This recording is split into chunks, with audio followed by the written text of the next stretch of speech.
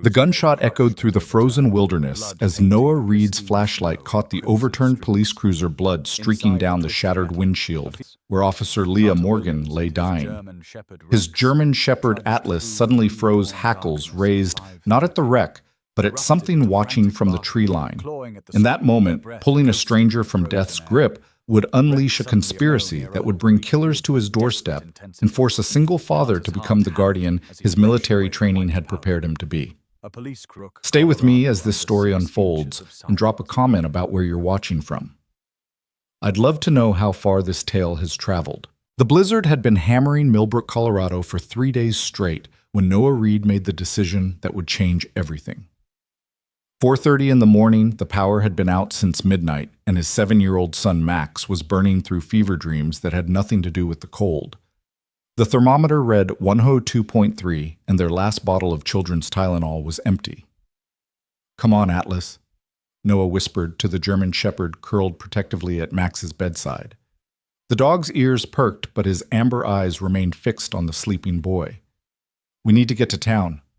I know the roads are hell, but Max needs medicine." Atlas whined softly, a sound that conveyed both reluctance and understanding. The 90-pound shepherd had been with them for 2 years now, ever since Noah had found him at the rescue shelter, though rescue seemed like the wrong word for a dog who'd clearly seen professional training. The way Atlas moved, the way he responded to certain commands Noah had never taught him, suggested a past life in law enforcement or military service. But whatever that past held, it had left scars. Loud noises made him tremble. Sirens sent him hiding, and uniformed officers Atlas would back away tail tucked, as if remembering something he'd rather forget. Noah pulled on his heavy winter coat, the one from his army days, that still fit, despite the years that had passed since Afghanistan. His fingers traced the worn patches where his unit insignia had once been, 82nd Airborne, 3 tours more close calls than he cared to remember. That life felt like a different century now, though the training never really left you. The hypervigilance, the ability to read a room, or in this case, read a storm, these things had become part of his DNA. He checked on Max one more time, pressing his palm against the boy's forehead. Still burning. Sarah would have known exactly what to do. Sarah always knew. But Sarah had been gone for 4 years now, taken by a drunk driver on a clear summer day when the universe had decided that irony was its favorite form of cruelty. Now it was just him and Max trying to figure out life one day at a time in this small mountain town where they'd moved to escape the memories that haunted every corner of Denver. "Guard," Noah commanded softly, and Atlas immediately shifted position, lying down with his body pressed against Max's bed. The dog would stay there until Noah returned, wouldn't move an inch except to check the boy's breathing. It was one of those trained behaviors that Atlas performed with military precision, making Noah wonder again about the dog's mysterious past. The truck started on the third tri-engine, protesting against the sub-zero temperature. Noah let it warm up while he scraped ice from the windshield, the defroster barely making a dent in the frost. The main road to town would be impassable. The county plows wouldn't be out until dawn at the earliest. But there was another way. The old Forest Service road that ran along Miller's Creek. It would add 15 miles to the journey, but it was sheltered from the worst of the wind, and the tree cover usually kept the snow from drifting too deep. Noah shifted into 4-wheel drive and headed out into the pre-dawn darkness. The headlights carved twin tunnels through the falling snow visibility, maybe 20 feet on a good stretch. The radio crackled with static. No signal out here, just the ghost voices of distant stations bleeding through the atmosphere. He turned it off, preferring the silence punctuated only by the rumble of the engine and the crunch of snow beneath the tires. The Forest Service road was worse than he'd expected. Branches heavy with snow hung low across the path, scraping against the roof of the truck. Twice he had to stop and clear fallen limbs from the road, his breath forming clouds in the frigid air as he worked. The temperature gauge on the dashboard read -12. Even with gloves, his fingers started going numb after just a few minutes outside. He was 3 miles from the Old Creek Bridge when he saw the first sign of trouble. Tire tracks, fresh ones veering off the road and into the trees. The snow was still falling, but these tracks couldn't have been more than an hour old. Noah slowed, his instincts prickling. Out here in this weather, at this hour, nobody should be on this road except someone with an emergency. The tracks led toward the creek, toward the bridge. Noah followed them, creeping forward in first gear. The trees opened up as he approached the crossing, and that's when his headlights caught at the rear end of a vehicle nose down in the ravine beside the bridge. The light bar on top was dark, but the distinctive black and white pattern was unmistakable. Millbrook Police Department. Shit, Noah muttered, already reaching for his phone before remembering there was no signal out here. He grabbed the flashlight from his glove compartment and the first aid kit from behind the seat, old habits from his military days. You never knew when you'd need them. The snow was knee-deep off the road, and Noah had to fight for every step as he made his way down the embankment. The cruiser was wedged between two large pines, the front end crumpled against a boulder. The driver's side was pressed against one of the trees, but the passenger side was accessible. Noah swept his flashlight across the scene. No skid marks on the bridge, no guardrail damage. The cruiser had gone off the road before the bridge, as if the driver had suddenly veered into the ravine, or been forced off. Noah wrenched open the passenger door, and the dome light flickered weakly. The officer was slumped over the steering wheel, long auburn hair matted with blood from a gash on her forehead. Female, maybe early 30s. Her uniform nameplate read Morgan. Blood had run down her face and frozen in crimson streaks across her cheek. Her breathing was shallow, visible in small puffs of vapor in the cold air. Officer Morgan. Noah reached in, checking for a pulse at her neck. It was there, but weak. Can you hear me? Her eyelids fluttered, and she made a sound that might have been words. Noah did a quick assessment. The head wound was bad, but not immediately life-threatening. No obvious broken bones that he could see, but internal injuries were always a possibility in a crash like this. The real danger was the cold. The engine was dead, no heat, and at these temperatures, hypothermia would kill her faster than her injuries. Noah tried the radio in the cruiser. Dead. The impact must have damaged the electrical system. He needed to get her out, get her warm, but moving someone with potential spinal injuries. A soft groan from Officer Morgan made the decision for him. Her eyes opened, unfocused at first, then suddenly sharp with panic. She grabbed his wrist with surprising strength. "They're coming back," she whispered, her voice hoarse. "They'll kill me." "Who?" Noah leaned closer. "Who's coming back?" But her eyes rolled back and she went limp again. Noah looked around suddenly, very aware of how exposed they were. The trees seemed to press in closer shadows, dancing in the beam of his flashlight. If someone had run her off the road, he made his decision.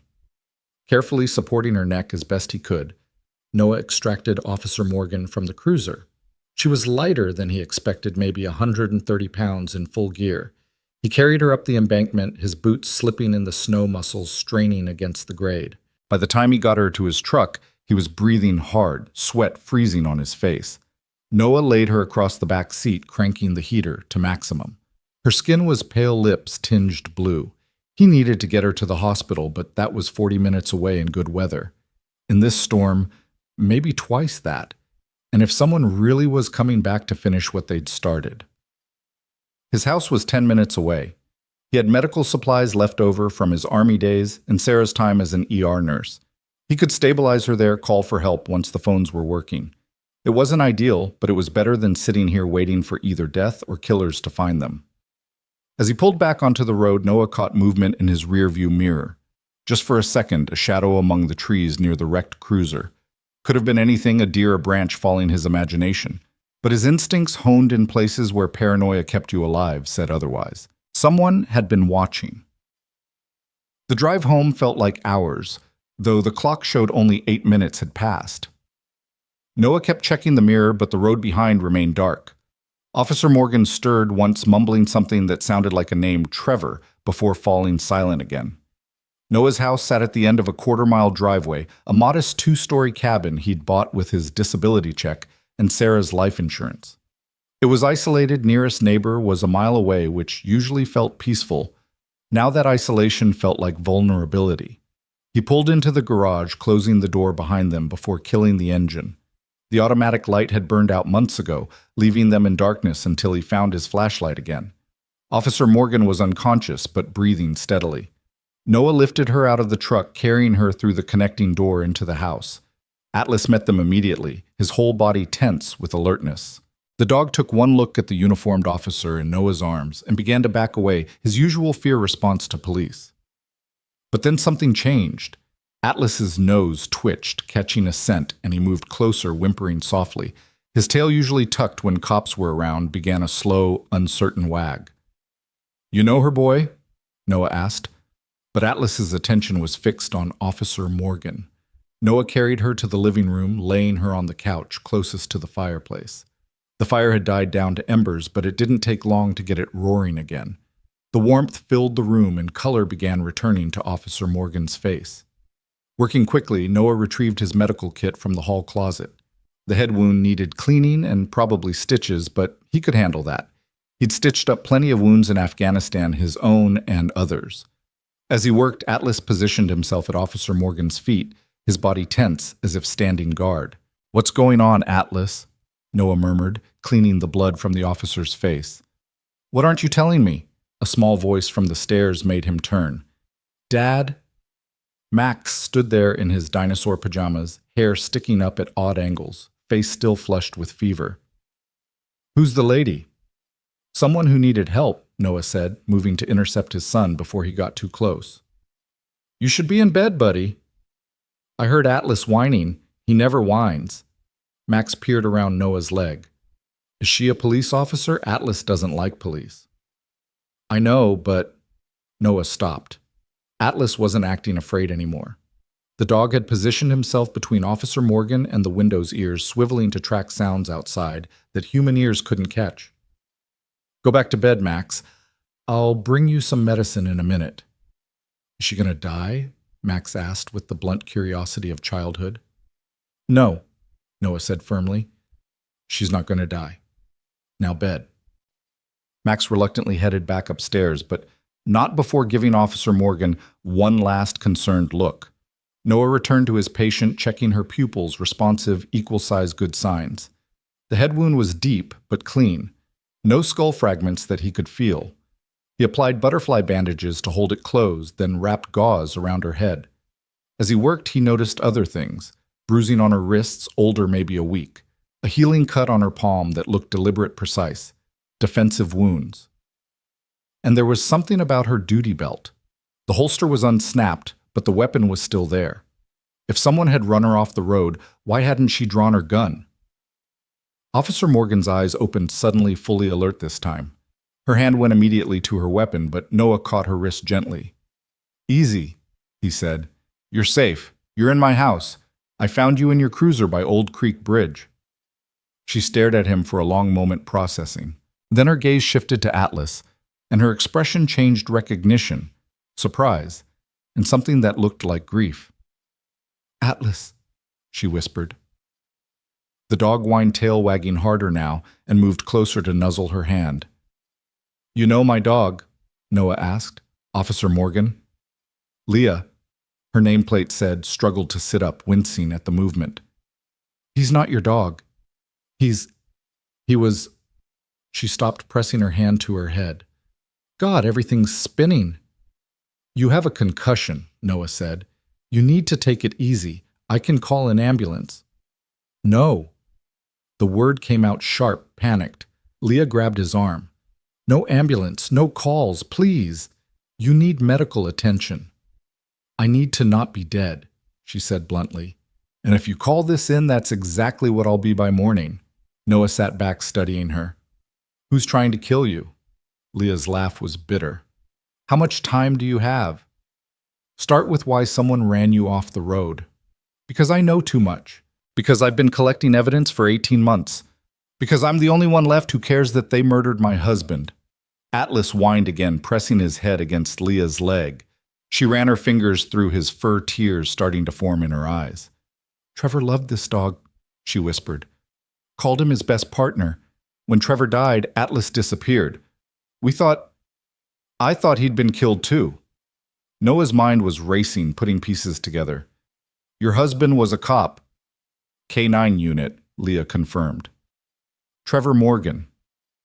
"Maybe you heard about it. Officer killed in the line of duty 2 years ago. Drug bust gone wrong, they said. Except it wasn't wrong. It was exactly what someone planned." Before Noah could respond, Atlas suddenly went rigid, a low growl building in his throat. He moved to the window, every muscle tense. "Someone's coming," Leah said, reading the dog's body language with practiced ease. Atlas always knew before we did. Noah moved to the window, staying to the side, peering out through a gap in the curtains. The snow had stopped, and in the growing pre-dawn light he could see his driveway. Empty, for now. "Could be nothing," he said, but his hand moved instinctively to the pistol he kept in the drawer of the side table. Old habits. "With Atlas, it's never nothing," Leah said, forcing herself to stand despite Noah's protests. "He can hear engines from half a mile away. If he's alerting someone's coming, then we need to get you out of here." "Too late for that. If they're coming, they already know I'm here." Leah checked her service weapon movements, professional, despite her injury. "How many ways in? Front door, back door, garage?" Noah answered automatically. "Windows, but they're all locked. Won't stop them. These people, they don't knock." "Who exactly are these people?" Leah met his eyes. "How well do you know Sheriff Price?" Noah's blood ran cold. Dalton Price had been sheriff for 15 years, knew everyone in town, had been to Noah's house for barbecues. "You're saying the sheriff is trying to kill you?"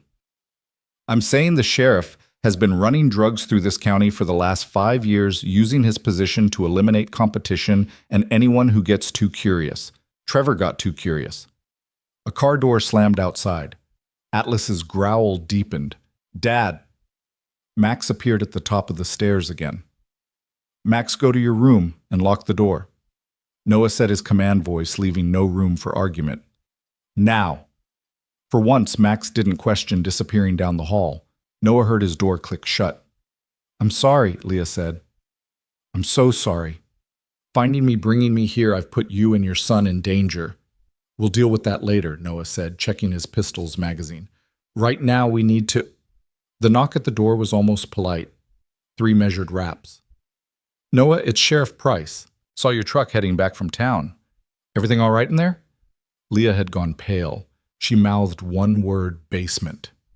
Noah nodded, gesturing for her to go. She moved toward the basement door, Atlas following without being commanded. The dog knew danger when he smelled it. Another knock, harder this time. "Noah, come on, buddy. I know you're in there. Your truck's still warm." Noah took a breath, slipping the pistol into the back of his waistband, covering it with his shirt. He opened the door but didn't invite Price in. Sheriff Dalton Price stood on his porch, all 6 feet 4 inches of him, built like a linebacker gone slightly to seed. His smile was friendly, but his eyes were scanning, searching. "Morning, Sheriff. Hell of a storm." "That it is." Price's gaze moved past Noah into the house. "Mind if I come in? Freeze my balls off out here." "Max is sick, probably contagious. Wouldn't want you catching anything."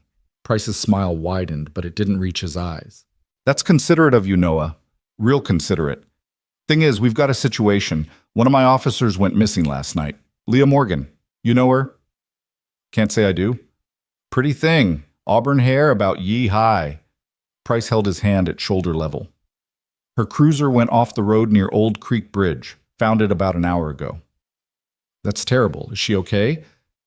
"That's what we're trying to figure out. Funny thing is, we found fresh tire tracks at the scene. Looked like someone stopped to help, or to take her." Noah kept his expression neutral. "A lot of people use that road." "In this storm, at this hour?" Price shook his head. "Not many folks that brave. Or that stupid. You didn't happen to go that way, did you?" "I took the main road to town. Pharmacy run for Max." "Pharmacy's not open yet." "Noticed that when I got there. Turned around and came home." Price stared at him for a long moment. "You know, Noah, I've always liked you. Veteran single dad keeping to yourself. That's admirable. But sometimes keeping to yourself can be dangerous.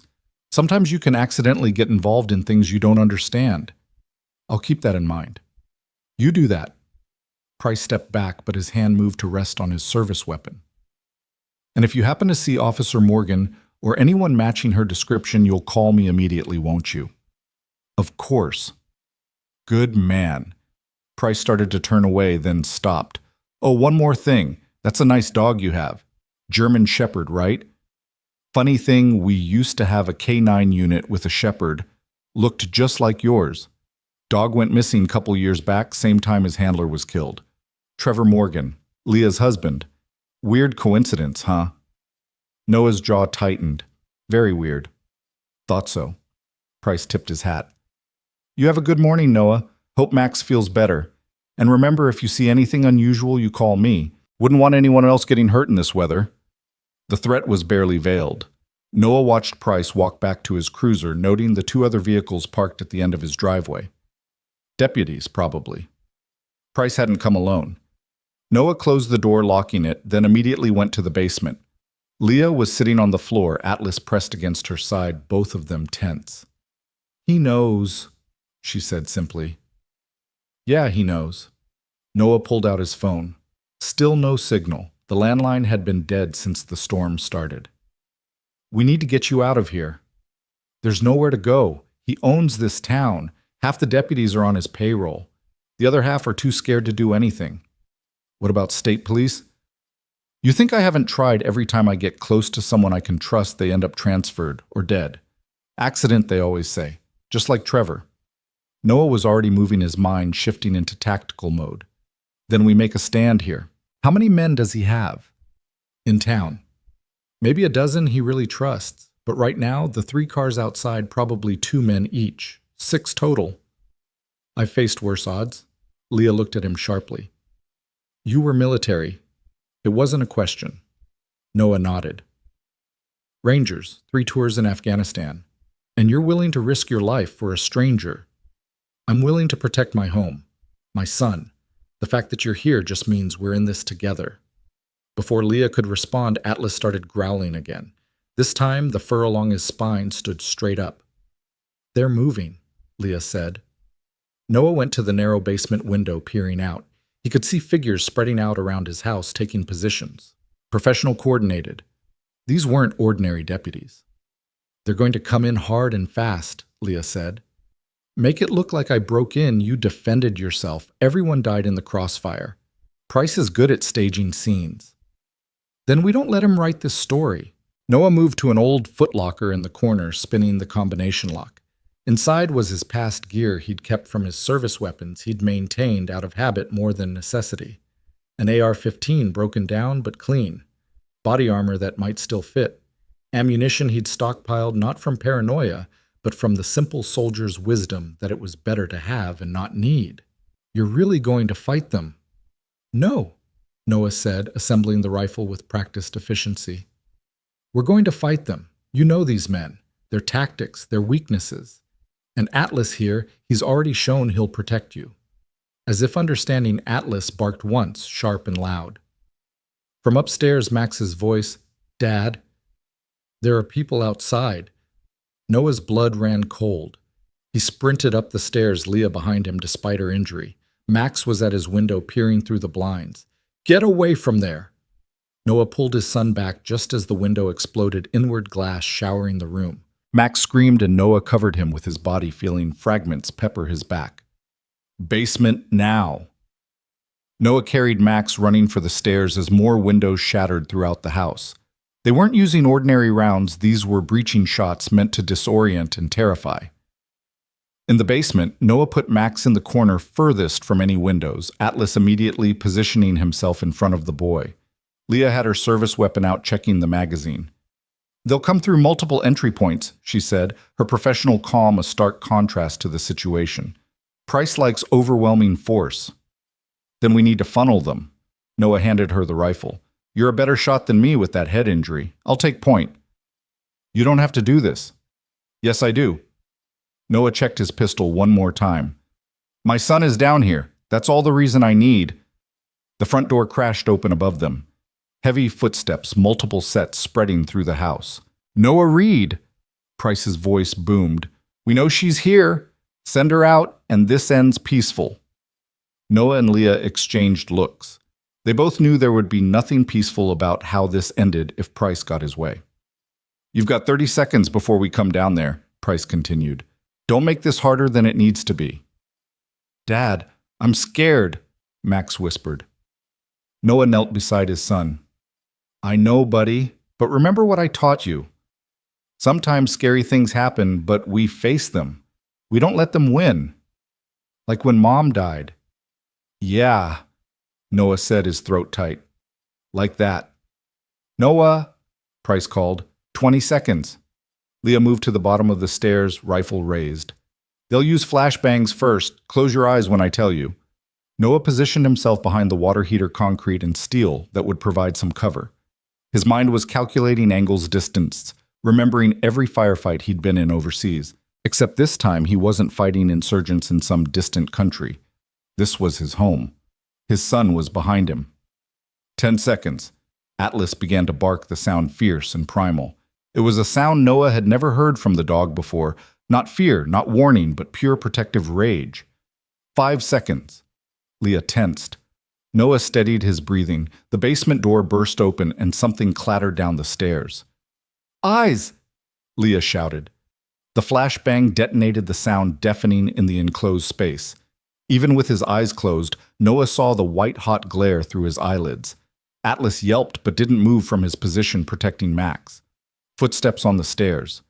Leah fired the rifle crack, adding to the ringing in Noah's ears. Someone screamed and tumbled down the steps. Moving left! Noah called out, marine muscle memory taking over. He fired 3 shots at a figure appearing in the doorway, center mass watching the man spin and fall. More footsteps above running. They were circling, looking for another way down. The narrow stairs were a fatal funnel, and Price's men had just learned that the hard way. Price? Leah shouted. I've got everything. 18 months of evidence, documents, recordings, photographs. You kill me, it all goes public. Silence for a moment, then Price's laugh. You think I care about evidence? You think anyone's going to believe a dead cop over me? A window shattered at the far end of the basement and tear gas canisters rolled across the floor. The chemical smoke began to fill the room, burning eyes and throat. Max started coughing, crying. We need to move, Noah said, but there was nowhere to go. The stairs were a killing field, the windows too small to escape through. Atlas suddenly broke from his position, charging toward the stairs. Noah called for him to stop, but the dog was beyond hearing. He bounded up the steps and into the chaos above. Gunshots screaming, the sound of bodies hitting the floor. Atlas! Leah started to follow, but Noah held her back. Wait. More gunshots. Then an eerie silence broken only by Atlas's growling. Jesus Christ! Someone shouted from upstairs. The dog got Morrison! Shoot it! Price's voice. I can't get a clear shot. It's too fast. Noah used the distraction. He pulled Max to his feet, covering the boy's mouth and nose with his shirt. We're going up. Stay behind me. They moved as one, Noah leading Max in the middle, Leah covering their rear. At the top of the stairs, Noah peered around the corner. 2 bodies on the floor, one clutching his throat where Atlas had torn it open. The dog was a blur of motion, keeping 2 other men pinned behind the kitchen counter. Move! Noah pushed Max toward the back door. They were almost there when Price stepped out from the hallway, shotgun raised. Time slowed. Noah saw the barrel swing toward them, saw Price's finger tighten on the trigger. He pushed Max aside, bringing his pistol up, knowing he wouldn't be fast enough. The shot was deafening, but it wasn't Price's shotgun. Leah's rifle cracked, and Price staggered his shot, going wide, punching a basketball-sized hole in the wall. He looked down at the spreading red stain on his chest, surprise replacing the smugness on his face. That's for Trevor, you son of a bitch, Leah said. Price fell to his knees, then forward. The shotgun clattered across the floor. Sheriff's down, someone shouted. Sheriff's down. The remaining deputies seemed to lose their nerve. Noah heard car doors slamming, engines starting.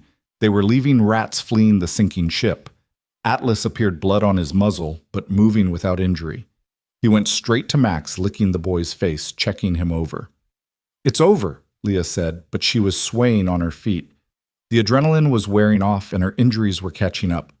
Noah caught her as she started to fall. Easy. We need to get you to a hospital. No, we need to... The evidence, I have to... The evidence can wait. You're bleeding again. Sure enough, the bandage on her head was soaked through. The exertion had reopened the wound, sirens in the distance getting closer. But these sounded different, more of them, and coming fast. State police, Leah mumbled. Called them. Before the crash? Told them everything. They're coming. You set this up. No. Price found me first. But they're coming. Had to be sure. The sirens were getting louder. Through the broken window, Noah could see a stream of vehicles coming up his driveway. State police, FBI ambulances. The cavalry, finally.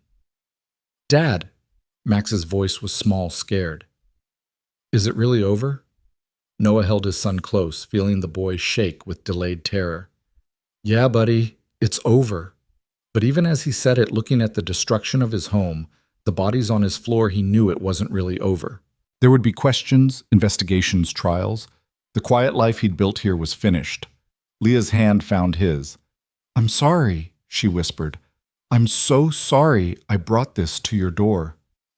You didn't bring it, Noah said. It was already here, you just exposed it. The first state trooper entered weapon drawn but lowered when he saw the scene. We need medical here, he called out. As the paramedics swarmed in, as Leah was loaded onto a gurney, as crime scene tape began to section off his home, Noah held his son and wondered what came next. Atlas pressed against their legs, the three of them a small island in the chaos. Sir, a state police detective approached. I'm going to need to ask you some questions. Noah nodded. Can I put my son somewhere safe first? Of course, take your time. Time. Noah almost laughed. Time was all they had now. Time to heal, time to rebuild, time to figure out what their lives would look like after this morning had shattered everything they knew. But as he watched the paramedics work on Leah, saw her eyes find his across the room, saw her mouth the words thank you, he realized something. Sometimes life doesn't give you a choice about being a hero. Sometimes it just puts you in a moment where you either step up or step aside. Noah had stepped up. For a stranger who turned out to be connected to his dog's past. For a truth that needed to be told. For a 7-year-old boy who would grow up knowing his father had done the right thing when it mattered most. The sun was finally rising, sending pale light through the shattered windows. The storm had passed, leaving the world covered in pristine white snow, as if nature was trying to cover the violence with something pure. Max tugged on Noah's shirt. Dad, is the police lady going to be okay? Noah watched Leah give the paramedics a thumbs up as they lifted her into the ambulance. Yeah, buddy, she's going to be fine. And Atlas? He was really brave. The German shepherd looked up at the sound of his name tail wagging despite everything. There was something different in his eyes now. The haunted look was gone, replaced by something Noah recognized from his own mirror. Purpose. Redemption. The healing that comes from facing your demons and winning. He was brave, Noah agreed. We all were. As the ambulance pulled away, Leah visible through the back windows, Noah felt something shift in his chest. This wasn't how he'd planned to spend his morning. He just wanted to get medicine for his son. Instead, he'd ended up in a gunfight with corrupt cops protecting a woman he'd never met before, uncovering a conspiracy that went to the heart of his adopted town. But standing there in the wreckage of his home, his son safe beside him, a brave dog at their feet, and the knowledge that justice would finally come to Millbrook, Noah felt something he hadn't experienced in years. He felt alive. The detective was waiting patiently, notebook in hand. Noah took a deep breath, ready to tell the story. The whole story. Starting with a dying cop on a frozen morning and ending with the truth finally coming to light. It was a hell of a story. And it was just the beginning. The detective's questions went on for 3 hours, meticulously documenting every second of the morning's events. Noah answered them all while watching through the kitchen window as crime scene technicians processed his home, their cameras flashing like miniature lightning strikes against the morning sun. Max had fallen asleep on the couch, exhausted from fear and fever, with Atlas standing guard beside him, the dog's eyes tracking every person who moved through their space. Mr. Reed, Detective Harrison said, closing his notebook finally. What you did here today, not many civilians would have had the courage or the skill. I protected my family, Noah replied simply. Anyone would have done the same. Harrison's expression suggested he knew better, but he didn't argue. We're going to need this house for at least 48 hours. Do you have somewhere to stay? Noah hadn't thought that far ahead. The adrenaline was wearing off, leaving him feeling hollow and shaky. Their home was a crime scene, The walls were riddled with bullet holes, windows shattered, blood staining the hardwood floors Sarah had loved so much. "We'll figure something out," he said. "The department can put you up in a hotel." "No." Noah's response was sharper than intended. "No offense, detective, but I don't trust anyone with a badge right now except Officer Morgan." Harrison nodded slowly. "I understand. For what it's worth, we've arrested 8 deputies so far this morning. Price's network is falling apart. Officer Morgan's evidence, it's comprehensive. She risked everything to compile it." "Where is she now?" "Mountain View Medical Center under state police protection. She's stable, asking about you, actually. Wanted to make sure you and your son were safe." Noah felt something warm bloom in his chest, quickly suppressed. He had no business feeling anything beyond relief that they'd all survived. A knock at the door interrupted his thoughts. Harrison's hand moved to his weapon and Noah tensed, but the voice that called out was familiar. "Noah, it's Jim Brennan. I heard what happened." Jim owned the ranch next property over a mile down the road. He was one of the few people in Millbrook that Noah considered a friend. Harrison nodded and Noah opened the door. Jim stood there in his worn Carhartt jacket, his weathered face creased with concern. Behind him, his wife Margaret waited in their truck. "Jesus Christ, Noah," Jim said, taking in the destruction. "The whole town's talking. Sheriff Price really, Noah confirmed. "That son of a bitch. Always knew something was off about him." Jim's gaze found Max sleeping on the couch. "Look, you can't stay here. Margaret and I have the guest house. It's not much, but it's warm and clean. You and Max are welcome as long as you need." Noah's throat tightened. In 4 years of living in Millbrook, he'd kept people at arm's length, afraid of the complications that came with connections, but here was Jim offering shelter without hesitation. "I appreciate that, Jim. We've got Atlas, too." "Bring him. Margaret loves dogs." Jim's expression grew serious. "Noah, what you did. Standing up to Price. This town owes you a debt." "I didn't do it for the town." "Doesn't matter why you did it. What matters is you did." Jim pulled out his truck keys. "I'll drive you over whenever you're ready. Margaret's already making up the beds." An hour later, after the detective had finally finished and released them, Noah carried a still sleeping Max to Jim's truck. Atlas jumped into the bed without hesitation, and they drove through a town that had transformed in just a few hours. State police vehicles were everywhere. The sheriff's office was surrounded by crime scene tape. People stood in clusters on street corners talking in hushed tones, their entire understanding of their community shattered. The guest house on Jim's property was small but comfortable, a single-bedroom cottage that had once housed ranch hands. Margaret had indeed prepared everything: fresh sheets, towels, even a pot of soup warming on the stove. "You need anything at all, you call," she said, maternal concern evident in every word. "That boy's been through enough." After they left, Noah tucked Max into the bed, the boy stirring slightly. "Dad, are we home?" "We're safe," Noah said, which wasn't really an answer but seemed to satisfy Max, who drifted back to sleep. Noah sat in the small living room, Atlas at his feet, and finally allowed himself to process what had happened. In the span of a few hours, he'd gone from a simple medical run to killing 2 men, possibly 3. His hands started to shake, and he clenched them into fists. This wasn't Afghanistan. These weren't enemy combatants. They were Americans' cops, even if corrupt ones. But they would have killed Max. That thought steadied him. They would have killed his son to cover their crimes, and Noah had done what was necessary. The shaking stopped. His phone buzzed. The cell towers were apparently working again. It was an unknown number, but something made him answer. "Mr. Reed." "This is Dr. Patel at Mountain View Medical Center. Officer Morgan is asking for you. She says it's important." Noah looked at Max sleeping peacefully. Jim had said to call if he needed anything. 20 minutes later, with Margaret watching Max, Noah walked into the hospital's ICU. The state trooper at Leah's door checked his ID twice before letting him pass. Leah was propped up in bed, bandages wrapped around her head, IV lines feeding into her arm, but her eyes were clear and alert when they found his. "You came," she said softly.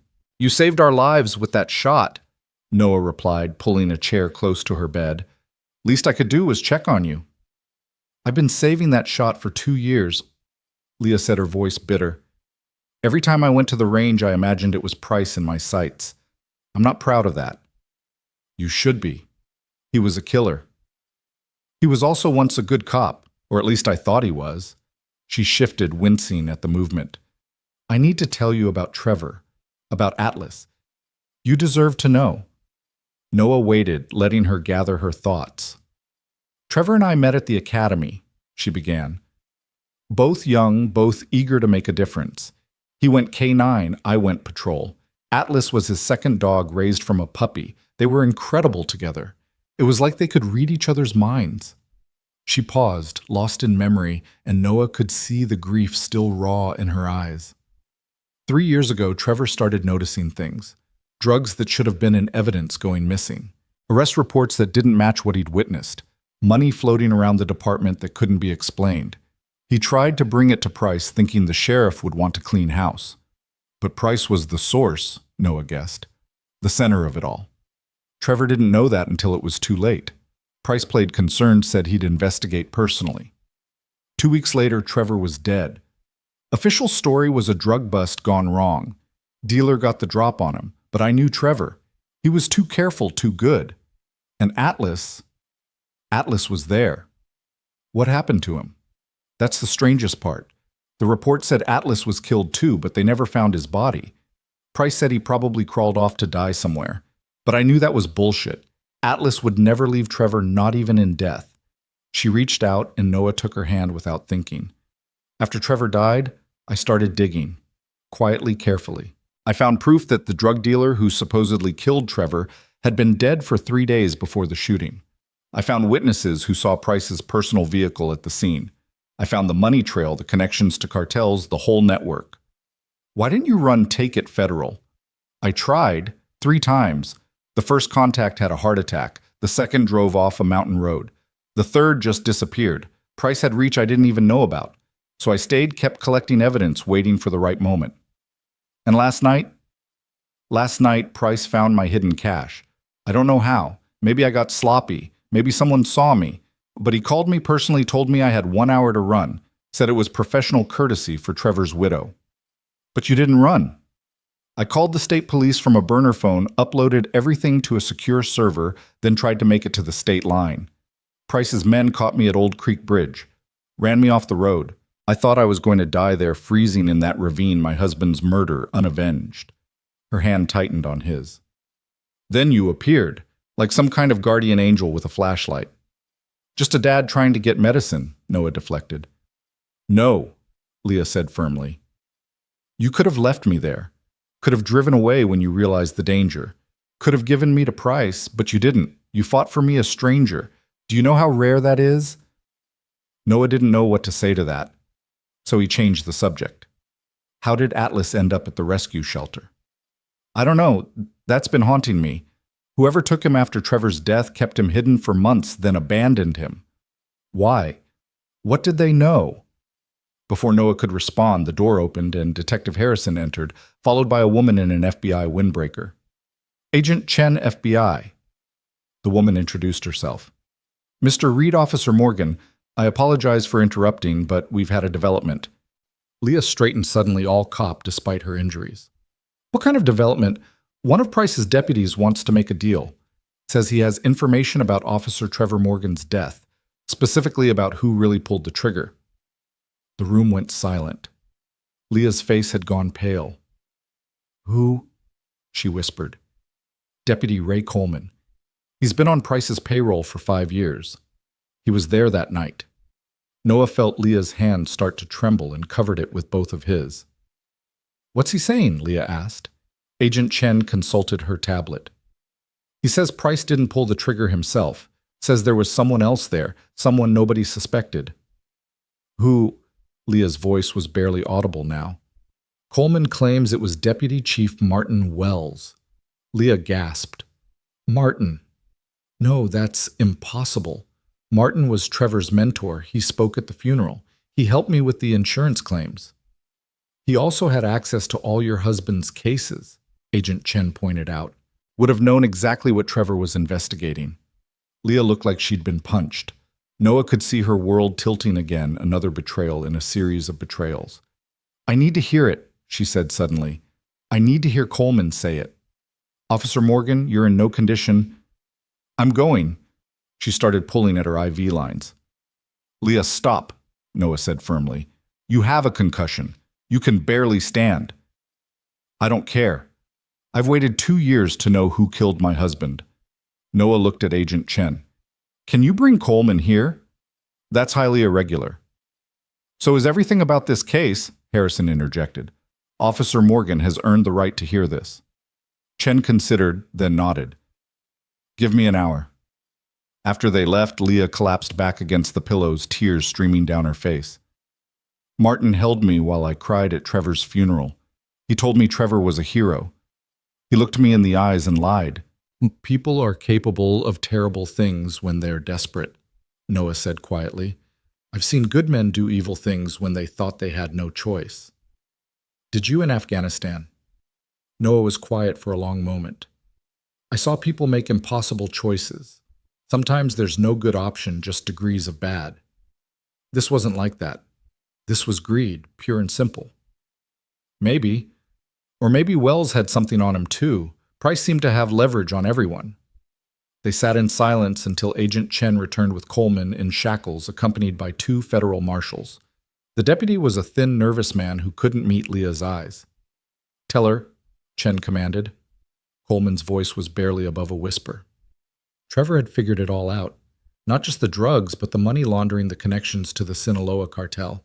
Price was in too deep to just retire. The cartel would have killed him if he tried to get out. "I don't care about Price's problems," Leah said coldly. "Tell me about Martin." Wells had gambling debts, bad ones, the kind where they break your legs if you're lucky. Price offered to make them go away if Wells helped with Trevor. Helped? Leah's voice could have frozen fire. Trevor trusted Wells. When Wells called him that night, said he needed backup on something sensitive, Trevor didn't hesitate. Drove right to the warehouse. Atlas was with him, always was. Coleman paused, swallowing hard. "Continue," Chen ordered. Wells led Trevor inside. Price was waiting. They tried to make it quick, but Trevor fought. God, he fought hard. Atlas went crazy, attacked. Price tore his arm up pretty bad. That's when Wells shot Trevor, twice in the chest, once in the head. Leah made a sound like a wounded animal. Noah squeezed her hand tighter. Atlas wouldn't leave Trevor's body. Stood over him, snarling at anyone who came close. Price wanted to shoot him, but Wells said no. Said killing a police dog would raise too many questions, so Wells took him. Don't know what he did with him after that. "Where's Wells now?" Leah asked, her voice deadly quiet. "In the wind," Chen answered. "Disappeared about an hour after Price went down. We have Bolos out, but he had a head start." "He won't run far," Leah said with certainty. "Martin has a cabin up near Crystal Lake. Off the books, not in his name. Trevor helped him build it." Chen was already on her phone relaying the information. Within minutes, units were dispatched. Coleman was led away and Chen departed to coordinate the search, leaving Noah and Leah alone again. "I need to be there when they arrest him," Leah said. "No, you need to heal. Let the FBI do their job." "Would you? If it was Sarah's killer?" The question hit like a physical blow.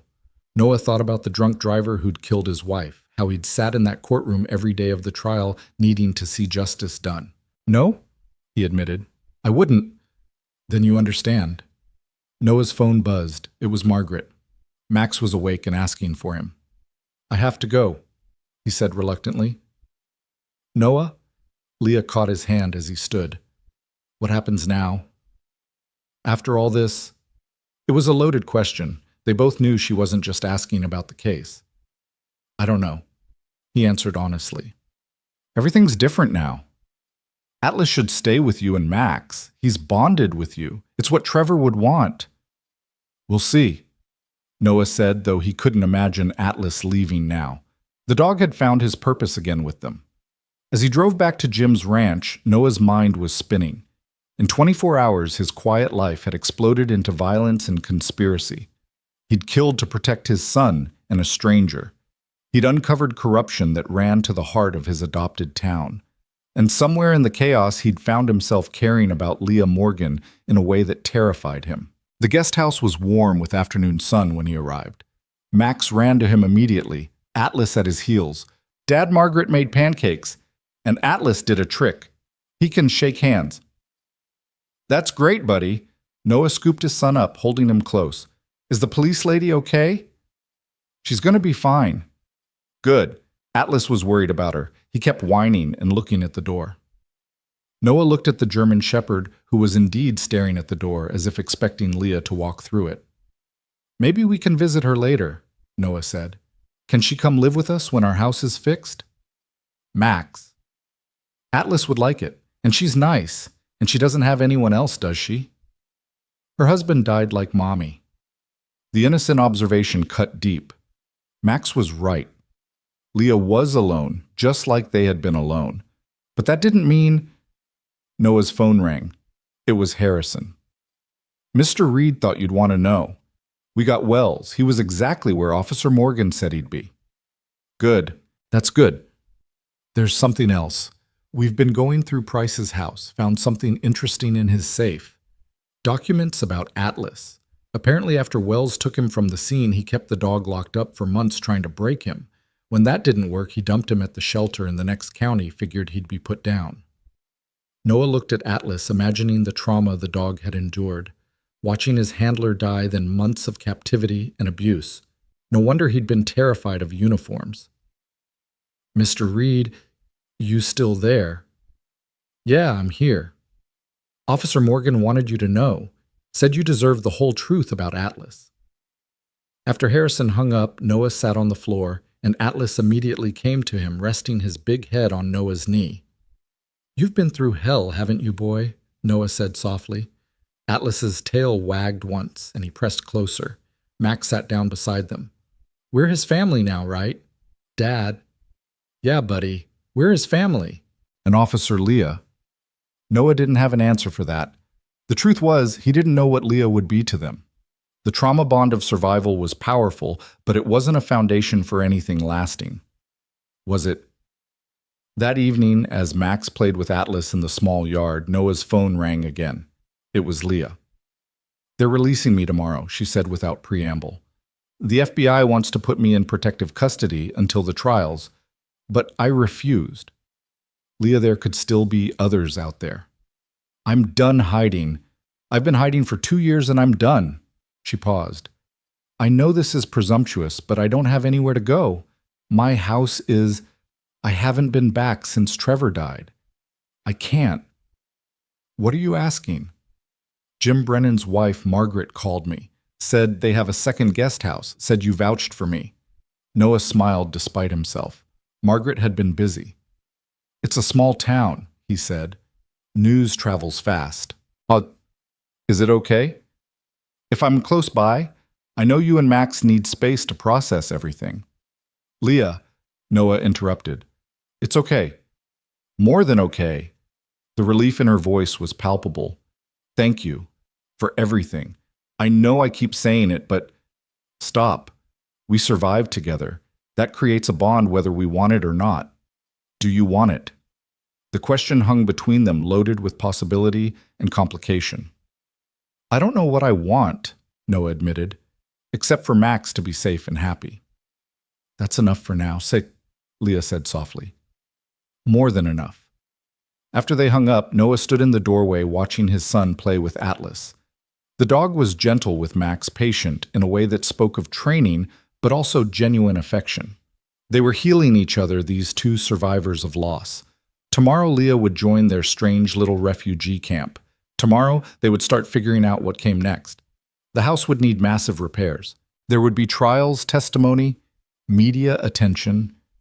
The quiet life Noah had built was gone forever. But as Max laughed at something Atlas did as the sun set over the mountains painting the snow-covered peaks, gold, Noah felt something he hadn't experienced in the 4 years since Sarah's death. Hope. It was fragile and uncertain, complicated by trauma and violence, but it was there, a small flame that had been lit in the darkness of that morning's crisis. He thought about Leah's hand in his at the hospital, about the way Atlas had protected them all, about Max asking if Officer Leah could come live with them. Maybe sometimes life doesn't take things away. Maybe sometimes it just rearranges them into something different, something unexpected. Maybe a single dad and his son, a widowed cop, and a traumatized dog could find something together that none of them could find alone.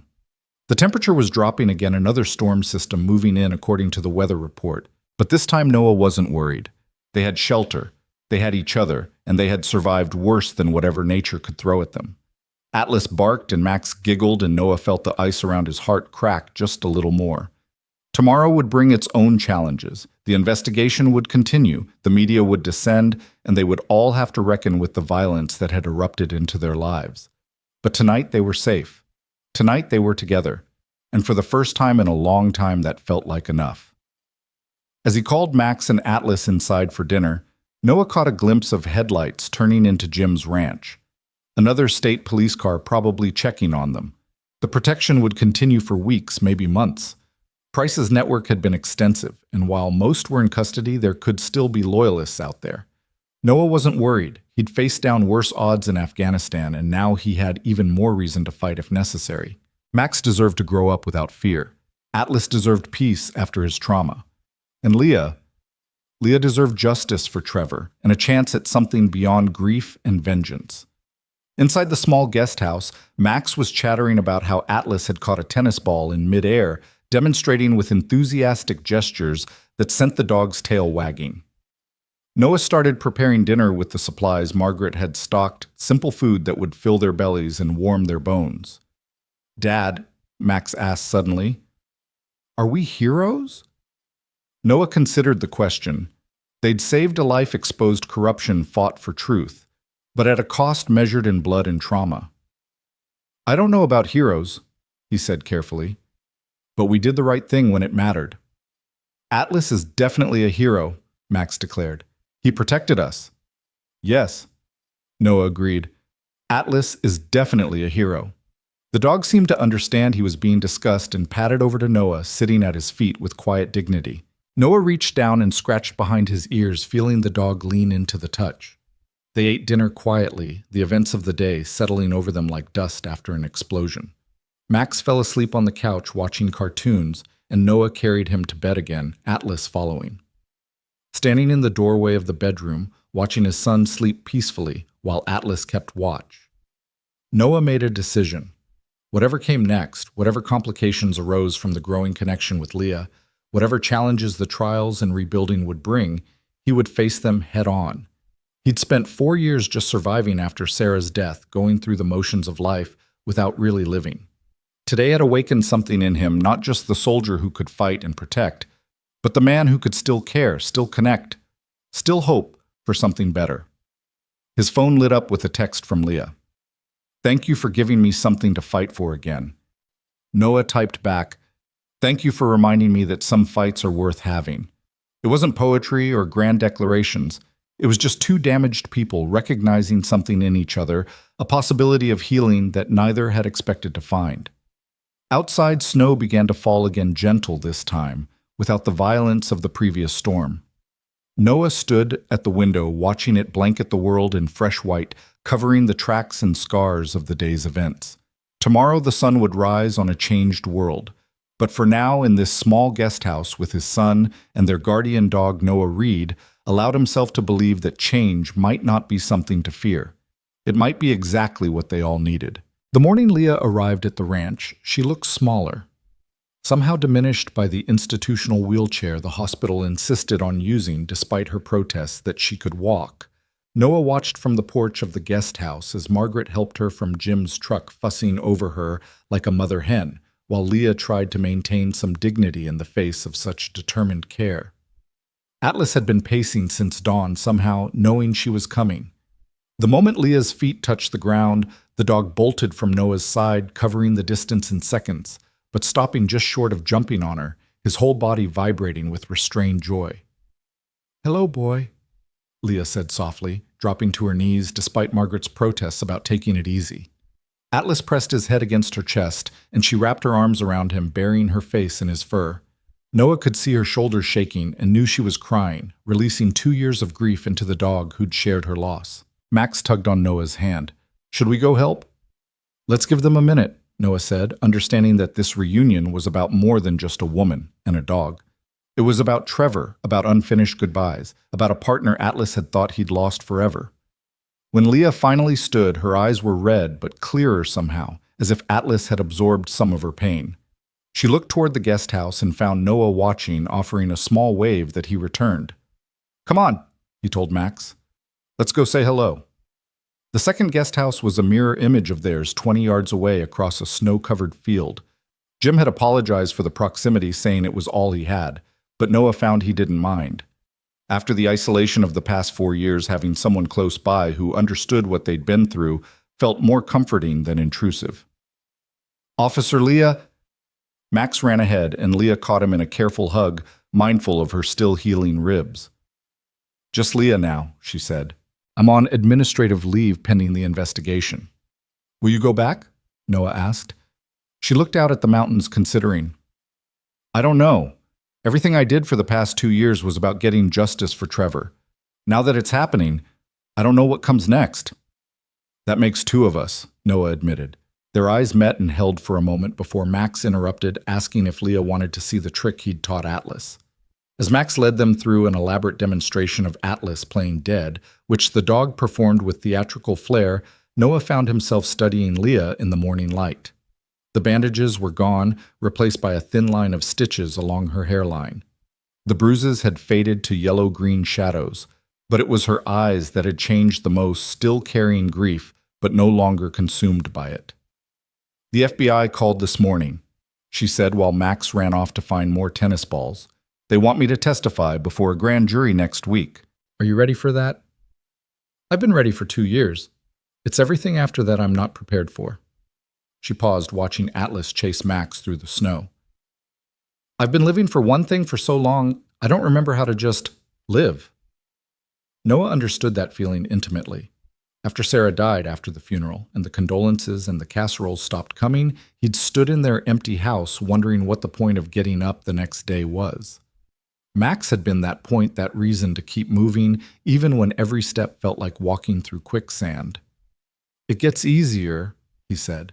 "Not better, necessarily, but easier. You find new rhythms, new reasons." "Is that what you did?" "I ran away," Noah said, with brutal honesty.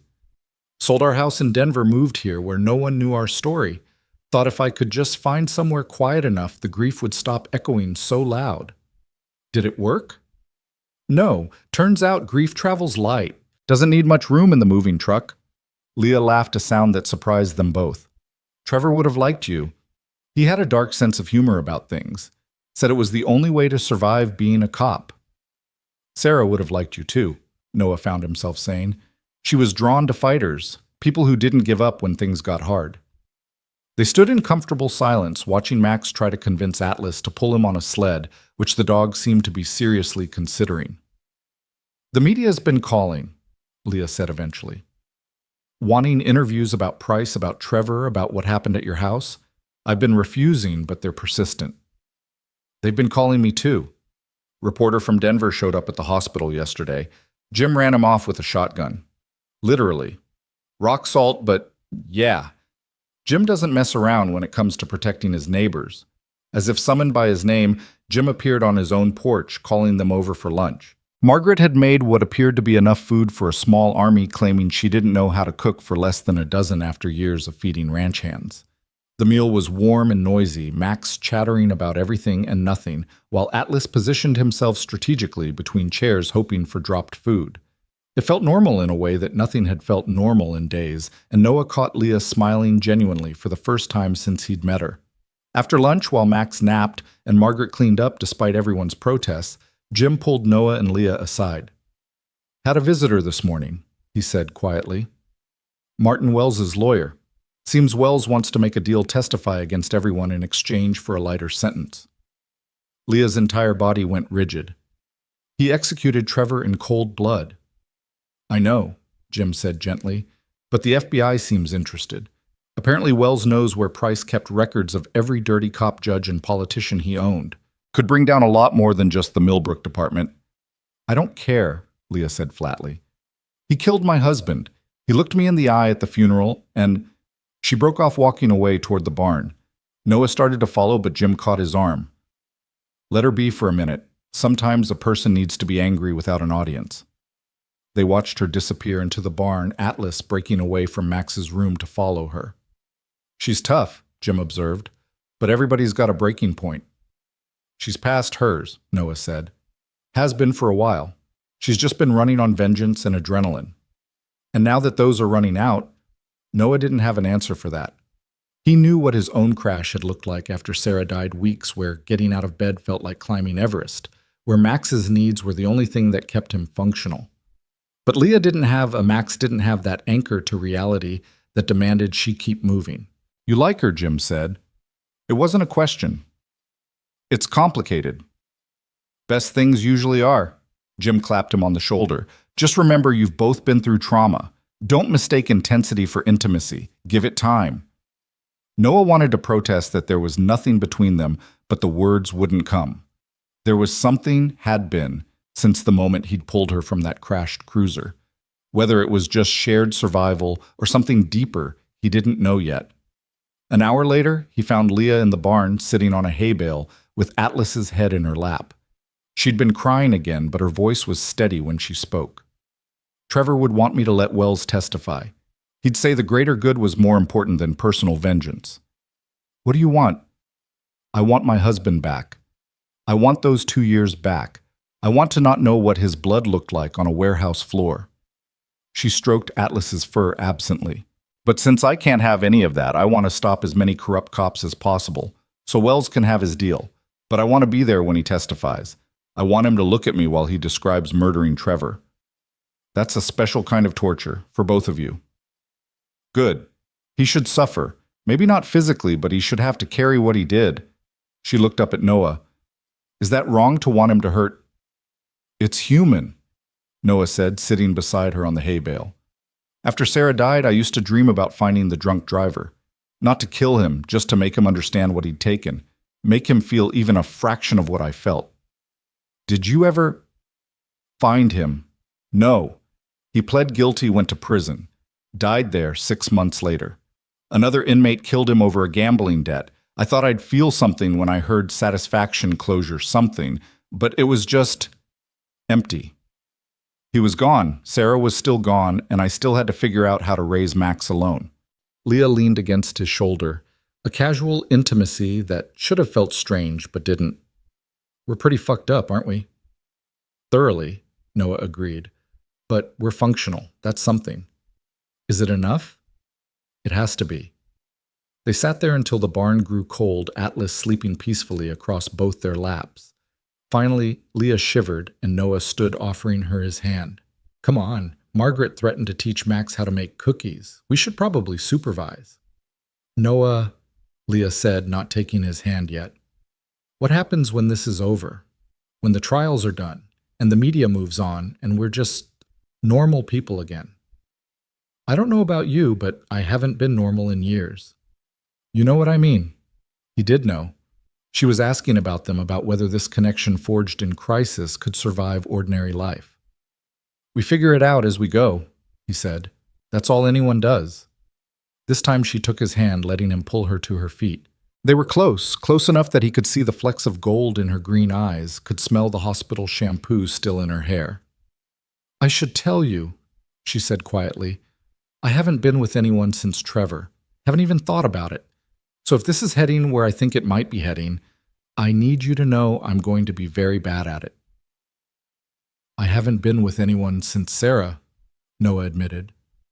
So that makes 2 of us who'll be bad at it. What a pair we make. Atlas barked from the barn door, apparently tired of their human complexity and ready for dinner.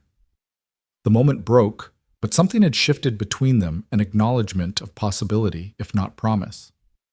Walking back to the houses, they found Max and Margaret covered in flour cookies in various stages of disaster, covering every surface of the kitchen.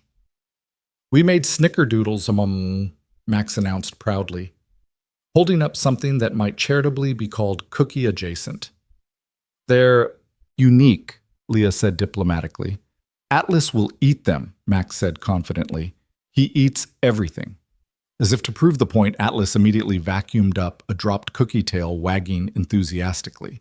The evening passed in domestic chaos, cleaning the kitchen, attempting to salvage the least burnt cookies, Max insisting on movie night, and falling asleep 20 minutes in. Noah carried him to bed while Leah cleaned up the living room, and when he came back, she was standing at the window watching snow fall again. "It's so quiet here," she said. "After 2 years of looking over my shoulder, jumping at every sound, the quiet feels strange. It takes getting used to. The first few weeks after we moved here, I couldn't sleep. Too used to city noise, sirens, traffic. Now I can't imagine living anywhere else. Even after everything that happened. Especially after. This place, these people, they showed up when it mattered. That's rare." Leah turned from the window. "You showed up when it mattered. So did you. That shot that stopped Price, most people couldn't have made that with a concussion." "I told you I'd been practicing it for 2 years." She paused. "Though I always imagined I'd feel different after, vindicated or satisfied or something. Instead, I just feel tired. That's the adrenaline crash. It'll pass. And then what? Then you start rebuilding, one day at a time, one choice at a time." "Is that what you did?" After Sarah, Noah considered the question. "I thought I was rebuilding. Now I think maybe I was just building walls. It took almost dying to realize the difference. And now I'm trying to figure out how to tear them down without the whole thing collapsing." Leah moved closer, close enough that he could feel the warmth of her. "Maybe you don't tear them down. Maybe you just build a door. That's very philosophical for someone with a head injury." "I have my moments." She reached up, fingers ghosting over the cut on his cheek from the flying glass. "This is going to scar. Add it to the collection." Trevor had scars, one on his shoulder from his first dog who bit him during training, one on his palm from trying to fix a fence and failing spectacularly, one through his eyebrow from a bar fight in college. He'd never fully explain. Her voice caught. "I used to know every mark on his body, every story. Now someone else will have to learn yours." "Leah, I'm not ready," she said quickly. "I need you to know that. I'm not ready for whatever this is becoming, but I also can't seem to stop it. We don't have to figure it out tonight, or tomorrow, or next week. But eventually, yeah. Eventually we'll have to decide if this is just trauma bonding or something more." "What do you think it is?" Noah was saved from answering by Atlas pawing at the door, needing his evening constitutional. They went out together, watching the dog bound through the fresh snow with pure joy, and the moment of intense intimacy dissolved into something easier, lighter. "I should go," Leah said when Atlas was done. "It's getting late and Max will be up early." "He always is." Noah agreed, though part of him wanted her to stay to continue this careful dance they'd started. At the door to her guest house, Leah paused. "The grand jury testimony is Thursday. Would you come with me? I know it's a lot to ask, but..." "I'll be there," Noah said without hesitation. "You don't even know what time..." "Doesn't matter. I'll be there." She stood on her toes and kissed his cheek, a brief touch that left him frozen in place. "Thank you. For everything. For saving my life, for fighting for me, for giving me space to figure this out." Before he could respond, she was inside the door, closing softly between them. Atlas whined clearly, wanting to follow her, torn between his old loyalty and his new family. "I know, boy," Noah said. "It's complicated." Back in their guest house, Noah checked on Max, who was sprawled across the bed like a starfish, then sat in the living room with a cup of coffee that would guarantee he wouldn't sleep. His phone showed 17 missed calls from various media outlets, 3 from his former unit buddies who'd heard about the shooting, and 1 from Detective Harrison that he should probably return. Instead, he sat in the dark, processing the day. Leah's presence had shifted something fundamental in their strange little refuge. She fit somehow into the rhythms they'd established. Max had taken to her immediately, Atlas was devoted, and Noah was feeling things he'd convinced himself he'd never feel again. Jim was right about not confusing intensity for intimacy. Everything about their connection had been forged in extremity, violence, fear, survival. But underneath that was something else, something that might exist even without the crisis. A recognition, maybe. 2 people who'd lost everything and were trying to figure out how to live anyway. His phone buzzed with a text from Leah. Can't sleep, keep thinking about Thursday. He typed back, want company? I have coffee and Margaret's least burnt cookies. Give me 5 minutes. She appeared at his door in pajamas and a heavy coat, looking younger and more vulnerable than he'd seen her. They sat on opposite ends of the couch, the space between them feeling both vast and insignificant. Tell me about Sarah, she said. Not how she died. Tell me how she lived. So Noah did. He told her about the nurse who'd treated his broken arm at the VA hospital and then asked him out while he was still loopy on pain meds. About her terrible cooking and beautiful singing voice, about her dedication to her patients and her fierce love for Max. About Sunday morning pancakes and evening walks, and the way she'd made him feel whole after coming back from War and Pieces. In return, Leah told him about Trevor, about the rookie cop who'd brought her flowers after their first date and then accidentally set them on fire trying to cook dinner, about his dedication to his K-9 partners, his terrible jokes, his secret addiction to reality TV. About how he'd held her after her miscarriage, how they'd been trying for another baby when he was killed. They talked until dawn, sharing their ghosts, and when Max wandered out demanding breakfast, he didn't seem surprised to find Leah there. Are you living with us now? He asked with a child's directness. Nobody, Noah said. Leah just couldn't sleep. I couldn't sleep either, Max said. I dreamed about the bad men again. Noah's heart clenched. He'd hoped Max would escape trauma from the shooting, but of course, that was naive. Come here, Leah said, and Max climbed into her lap without hesitation. You know what I dream about bad men too sometimes, but you know what helps? What? Remembering that the bad men lost. Your dad stopped them. Atlas stopped them. They can't hurt anyone anymore. But what if there are more bad men? Then we'll stop them too, Leah said simply. That's what we do. We protect each other. Max seemed to consider this, then nodded. Okay, can we have pancakes? The domestic scene that followed Noah cooking while Leah helped Max set the table. Atlas supervising everything felt both surreal and completely natural, like puzzle pieces that shouldn't fit but somehow did. After breakfast, the spell was broken by the arrival of Agent Chen with a team of FBI agents who needed to go through everything again preparing for the grand jury. Noah took Max to Jim's house while Leah endured hours of questions, document reviews, and strategic planning. When she finally emerged, she looked exhausted but determined. They think they can get indictments on 23 people, she told Noah. Not just cops, judges, city councilmen, even a state senator. Price's network was that extensive.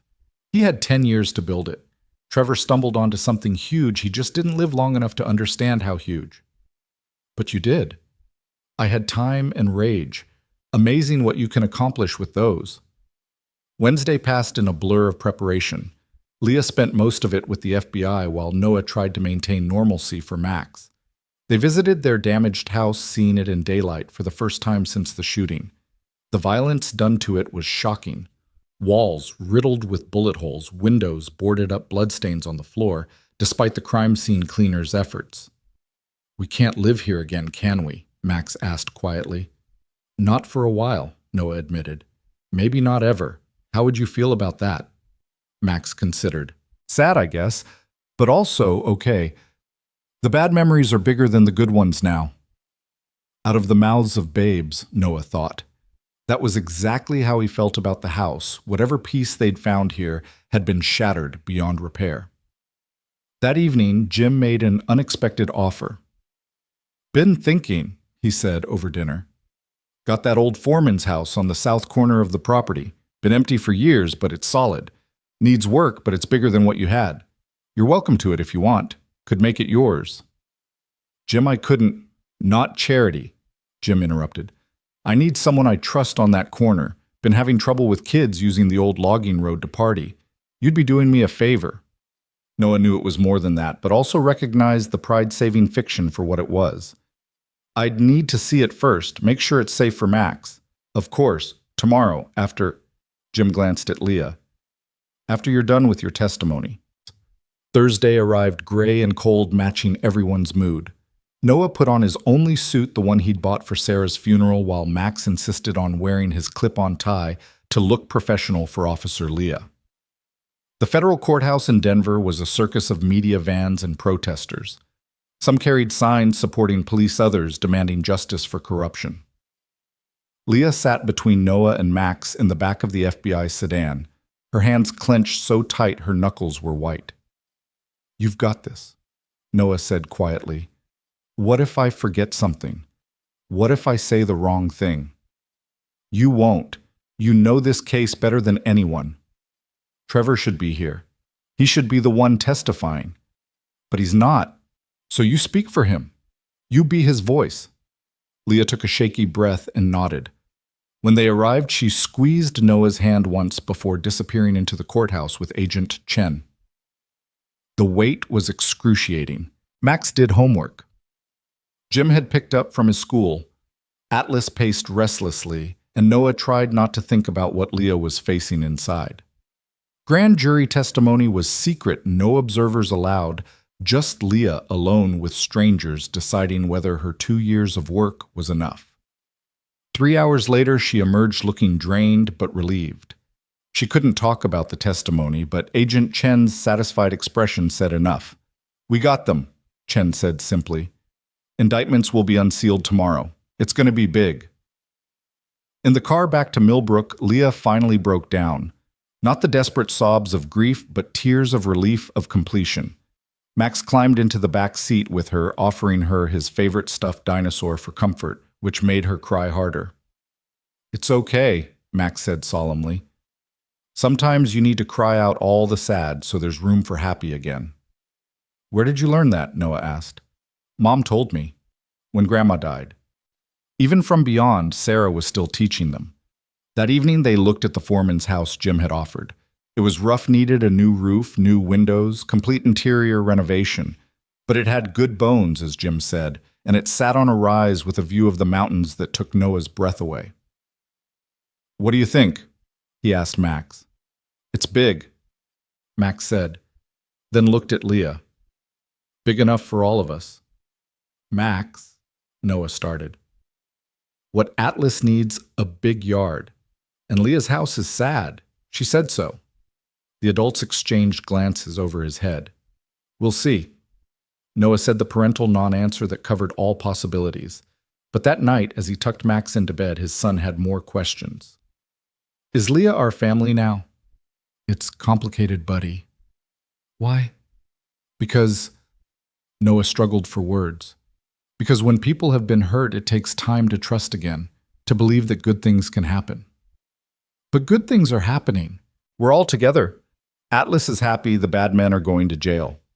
You're right, good things are happening. So Leah can be family. Maybe, if she wants to be, if we're all ready for that." Max seemed satisfied with that and fell asleep quickly. Noah found Leah sitting on her porch, despite the cold wrapped in a blanket, Atlas at her feet. "Big day," he said, sitting beside her. "The biggest. I thought I'd feel different, complete maybe, but I just feel empty." "That's normal. You've been running on purpose for 2 years. Now that purpose is fulfilled. So what do I do now?" "Whatever you want. That's the gift and the curse of surviving. You have to choose what comes next." "What if I choose wrong?" "Then you choose again. That's all life is, Leah. A series of choices and course corrections." She leaned into him, and he put his arm around her, pulling her close. They sat like that, watching stars appear between clouds, while Atlas snored softly at their feet. "Max wants you to live with us," Noah said eventually. "Max is 7. 7-year-olds can be pretty wise." "What do you want?" Noah thought about it, about the risk of letting someone in again, about the possibility of loss, about the fear that had kept him isolated for 4 years. "I want to stop being afraid of wanting things," he said finally. "That's not an answer." "It's the only one I have right now." Leah lifted her head to look at him. "I'm not ready to replace Trevor. I may never be ready for that. And I'm not looking to replace Sarah. But maybe we're not replacing. Maybe we're just adding." "Adding," she repeated, testing the word. "I think Trevor would like that. He always said I needed more people in my life." Sarah would probably say the same about me. They were quiet for a moment, both consulting their ghosts. "So we try?" Leah asked, slowly, carefully, with no promises except to be honest. "We try," Noah agreed. She kissed him, then soft and tentative. Nothing like the passion born of crisis kisses he'd imagined. It was a beginning, fragile and uncertain, but real. Atlas's tail thumped against the porch boards, apparently approving. When they pulled apart, Leah was smiling. "So about this house Jim offered. It needs everything. New roof, new plumbing, complete renovation. It would take months. I'm good with a hammer, and I've got nothing but time now. You'd help?" "Noah, I've been alone for 2 years, living 20 yards away from you and Max these past few days. It's the first time I haven't felt like I was drowning. So yeah, I'd help. If you'll have me, Max will be thrilled." "What about Max's dad?" Noah looked at her, this woman who'd crashed into their lives in blood and violence and somehow brought light with her. "Max's dad is learning that sometimes the best things come from the worst circumstances. That's either very profound or very naive. Maybe both." They stayed on the porch until the cold drove them inside, planning renovations and imagining a future neither had expected. It wasn't the life Noah had planned, wasn't the happily ever after he'd had with Sarah. But it was something. A second chance, complicated and messy and uncertain, but theirs to build. The indictments made national news the next morning. Noah woke to his phone buzzing with calls from reporters, old Army buddies, and numbers he didn't recognize. 23 arrests before dawn, including 2 judges and a state senator whose connection to Price's network sent shockwaves through Colorado politics. The footage of Deputy Chief Wells being led away in handcuffs played on every channel, his face hidden, but his shame visible in every step. Leah stood in front of the television at Jim's house, watching it all unfold with an expression Noah couldn't read. Max was at the kitchen table, carefully not watching, focused on his cereal, as if it required all his concentration. "They got them all," Leah said quietly. "Every single name I gave them." "That's good, right?" Max asked, though he didn't look up from his bowl. "It's what needed to happen," Leah replied, which wasn't quite the same as good. Margaret bustled in with fresh coffee and the determined cheer of someone trying to normalize the abnormal. "Well, I for one am glad it's over. This town can start healing now." But it wasn't over. Not really. The trials would take months, maybe years. Leah would testify again and again, reliving Trevor's death each time. And somewhere in all of that, they had to figure out how to build something new from the wreckage. Jim appeared in the doorway, his expression grim. "There's a crowd at the gate. Reporters mostly, but some locals too. Seems the whole town wants to talk to you both." "We're not talking to anyone," Noah said firmly. "Figured as much. I've got some hands blocking the drive, but you might want to stay close to the property for a few days until this dies down." Max's face fell. "But I'm supposed to go back to school Monday." The adults exchanged glances. They'd all been so focused on the immediate crisis that the return to normal life hadn't been fully considered. "We'll figure it out, buddy," Noah promised, though he had no idea how. The weekend passed in a strange bubble of isolation. Reporters camped outside Jim's gate, while inside the property they tried to pretend life was normal. Noah and Leah spent Saturday at the foreman's house with Jim, making lists of everything that needed fixing. The list was long and expensive, but Jim waved off concerns about cost. "Insurance money from your old place will cover most of it," he said, "and I know contractors who owe me favors. We can make this work." Sunday morning, Leah disappeared. Noah found her an hour later at the small cemetery on the hill behind Jim's property, standing in front of a headstone he hadn't known was there. "Jim's son," she said when he approached. "Died in Iraq, 2007. Noah read the stone. Timothy James Brennan, beloved son, American hero. The dates made him 22 when he died. "Jim never mentions him," Noah said. "Neither do you mention Sarah most days. Doesn't mean you're not thinking about her." Leah touched the stone gently. "I came here to ask him something." "Ask who?" "Trevor, Timothy, Sarah. All of them." She turned to face Noah. "I wanted to know if it was okay. If moving on was a betrayal." "What did they say?" "Nothing. The dead don't talk. But standing here thinking about Jim and Margaret going on building a life around the hole their son left, I think maybe that's the answer. You don't fill the hole. You just build around it. Noah took her hand. Max asked me this morning if you were going to marry us. What did you tell him? That we're taking things slow. And what did he say to that? That slow was boring and we were too old to waste time. Leah laughed a real laugh that echoed off the hills. Kid's got a point. How much time do any of us really have? Leah. I'm not saying we should get married tomorrow. I'm just saying maybe slow isn't always the answer. Maybe sometimes you just jump and figure out the landing as you fall. Before Noah could respond, Atlas came crashing through the underbrush barking urgently. They followed him back to find Max standing with Agent Chen and another FBI agent Noah didn't recognize. We have a problem, Chen said without preamble. Wells is dead. The words hung in the air like a physical presence. Leah went very still. How? She asked, her voice carefully controlled. Official cause is suicide. Hung himself in his cell last night, but... Chen paused, choosing her words carefully. There are questions. The cameras malfunctioned. The guard who was supposed to be watching him took an unexplained break. Someone killed him, Noah said flatly. That's the working theory, which means Price's network is deeper than we thought. And if they could get to Wells in federal custody... She didn't need to finish. If they could kill Wells in a federal facility, getting to Leah would be child's play. We want to put you in witness protection, Chen continued. All of you. New identities, new location, complete, fresh start. No. Leah's response was immediate and fierce. I'm done running, done hiding. If they want to come for me, let them come. Leah, be reasonable. I've been reasonable for 2 years. I've been careful and smart and strategic. And you know what? People are still dead. Trevor's still dead. Now Wells is dead. Running won't change that. But it might keep you alive, Chen argued. That's not living, that's just existing. Leah looked at Noah. Tell them. Tell them what it's like to live in fear, to lose yourself trying to stay safe.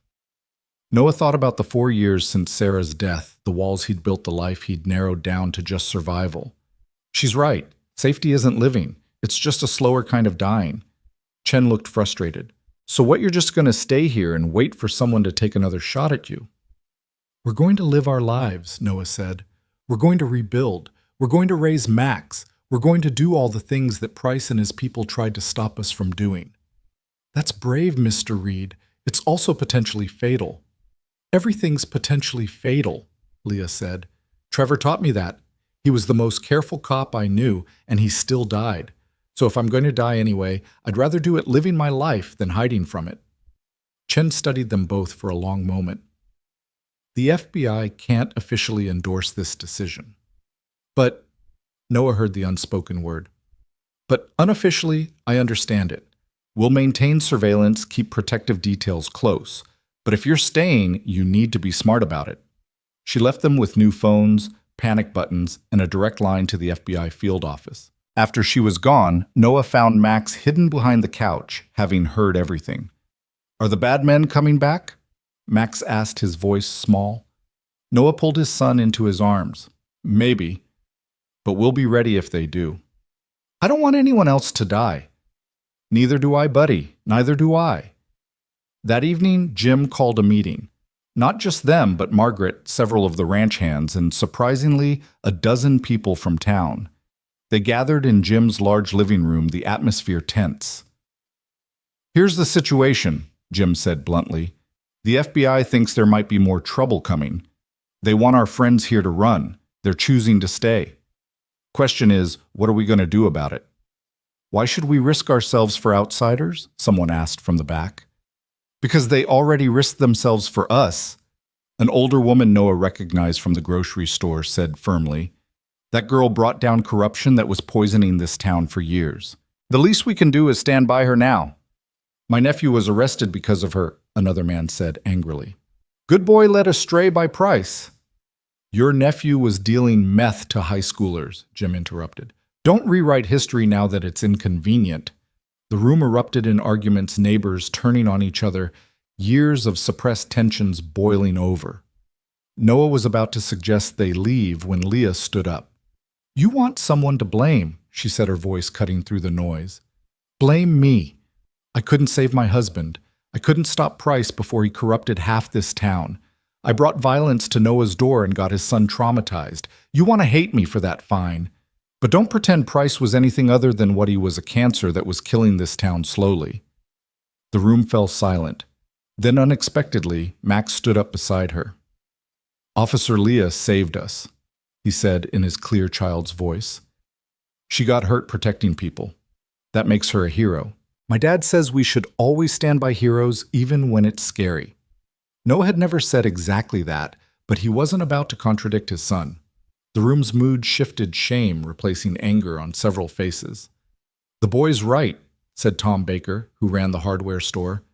We let fear keep us silent for years. Maybe it's time we found our courage. One by one, people started volunteering. Someone would watch the roads leading to Jim's ranch. Someone else would install security cameras. The grocery store would deliver supplies so they wouldn't have to go to town. It wasn't everyone. Some people left unwilling to get involved, but those who stayed seemed determined. After everyone left, Jim pulled Noah aside. Tom's brother is a contractor. He can start on the house tomorrow if you want. Having workers around might discourage anyone from trying something. Jim, I can't keep taking. You're not taking, you're receiving. There's a difference. This community failed Leah when Trevor died. We all knew something was wrong, but we were too scared to act. This is our chance to make that right. Monday morning arrived with contractors just as Jim promised. Noah expected maybe a small crew, but dozens of people showed up. Not just professionals, but volunteers from town people with hammers and good intentions, if not much skill. Word spread, Tom Baker explained. People want to help. Leah stood watching the crowd swarm the old foreman's house, tears streaming down her face. Trevor would have loved this, she said. He always believed in community, even when I'd lost faith in it. Max, who was supposed to start back at school, refused to leave. What if something happens while I'm gone? Nothing's going to happen, Noah assured him, though he wasn't entirely certain himself. You don't know that. Noah knelt to his son's level. You're right, I don't. But I know that we can't stop living because we're afraid. That's what Mom would say, isn't she? Max considered this, then nodded slowly. She'd say fear is just your brain trying to keep you safe, but sometimes your brain worries too much. Exactly. But what if the other kids ask about what happened? Tell them the truth, that you were brave, that you protected your family, that you're a hero just like Leah said. Max straightened a little at that. Atlas is coming with me, right? They'd arranged with the school for Atlas to accompany Max as an emotional support animal, at least temporarily. The principal, Mrs. Henderson, had been understanding, especially after the story made national news. The drive to school was tense, Noah constantly checking mirrors, but they arrived without incident. Max hugged Atlas goodbye at the classroom door. The dog had to stay in the office during actual class time and walked in with his head high. He's tougher than he should have to be, Leah observed. Kids are resilient. It's adults who carry things forever. Speaking from experience, aren't we both? They spent the day at the house, Noah working alongside the contractors while Leah coordinated supplies and managed volunteers. It should have felt strange building a home together when they'd known each other less than 2 weeks, but instead it felt right. Natural, even. You know, Tom Baker said during a water break, my wife thinks you two are moving too fast. Your wife is probably right, Noah admitted. But sometimes life doesn't give you the luxury of time. Sometimes you have to take the happiness you find, even if the timing is all wrong. That why you stayed. Even knowing there might be trouble? Noah watched Leah explaining something to a volunteer, her hands moving animatedly. Atlas never more than a few feet from her side. We stayed because this is home. This is where we're building something. You don't abandon that because things get difficult. Tom nodded slowly. Takes courage choosing to stay and fight. Or stupidity. Sometimes they're the same thing. By the time they picked Max up from school, the house had a new roof and half the windows had been replaced. Max chattered excitedly about his day. Apparently being the kid who'd survived a shootout with corrupt cops gave him serious playground credibility. Jason Miller says his dad says you're a hero, Max told Noah. I said you were just my dad, but you were really good at protecting people. That's a good answer, buddy. Leah Susie wants to know if you still have your police badge. I told her you were on special leave. That's right, isn't it? Close enough, Leah said, smiling. They were almost to Jim's ranch when Atlas started growling. Noah's hands tightened on the steering wheel as he spotted the vehicle parked at the gate, a black SUV with government plates. It's okay, Leah said, recognizing it. That's Agent Chen's car. Chen was waiting with news that was both good and bad. The good, they'd traced the payment for Wells's murder to an account linked to the cartel Price had been working with. The bad, the cartel was known for not leaving loose ends. They might come after me, Leah asked. It's possible. You're the star witness. Without you, the cases against a lot of these people fall apart. So we're back to witness protection. The offer stands, but Chen paused. There's another option. The cartel is a business. They care about profit, not revenge. If the cost of coming after you exceeds the benefit, they'll write it off as a loss. What are you saying? I'm saying make it too expensive to come after you. Too public, too protected, too much heat. How? Chen smiled slightly. By doing exactly what you're already doing. Building a life very publicly. The media attention, the community support. It all makes you a hard target. Kill you now, and it's a national story. Federal resources would rain down on them. It's not worth it. So we just live and hope that's enough. Sometimes the best defense is refusing to hide. After Chen left, they sat around Jim's dinner table, the weight of the situation settling over them. Maybe we should reconsider, Noah said quietly. Max's safety.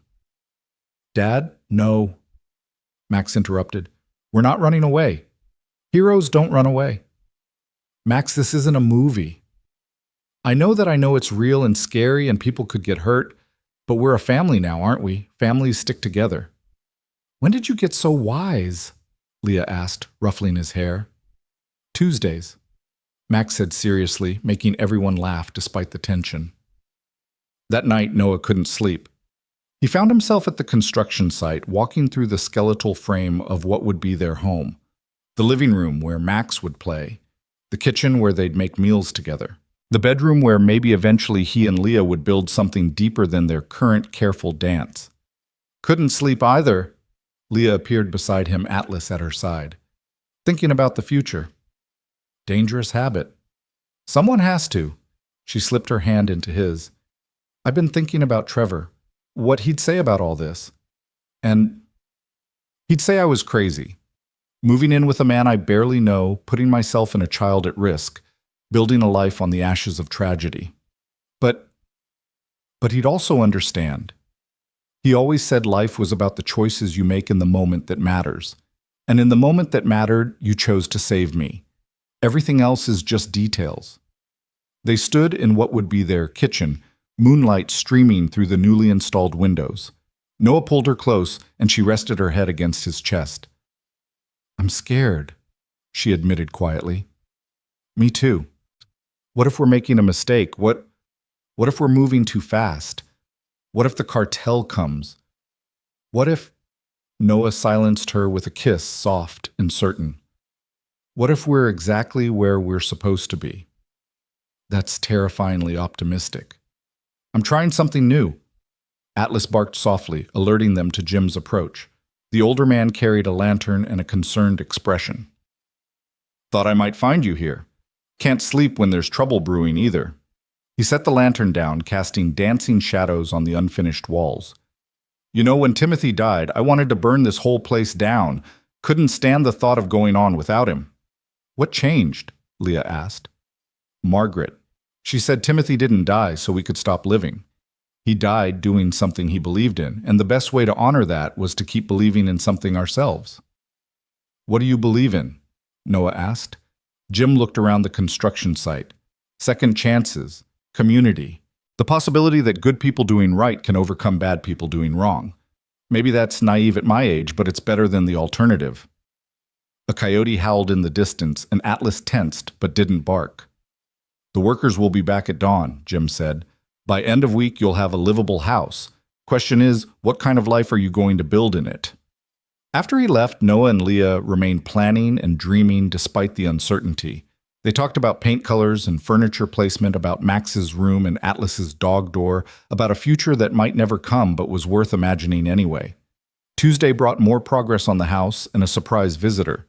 Detective Harrison arrived with news that Wells had left behind a confession hidden in his cell, detailing everything Trevor's murder Price's network names and dates and brutal truths. He knew someone would come for him, Harrison explained. Wanted to get it all down first. Does it help the case? Leah asked. It guarantees convictions.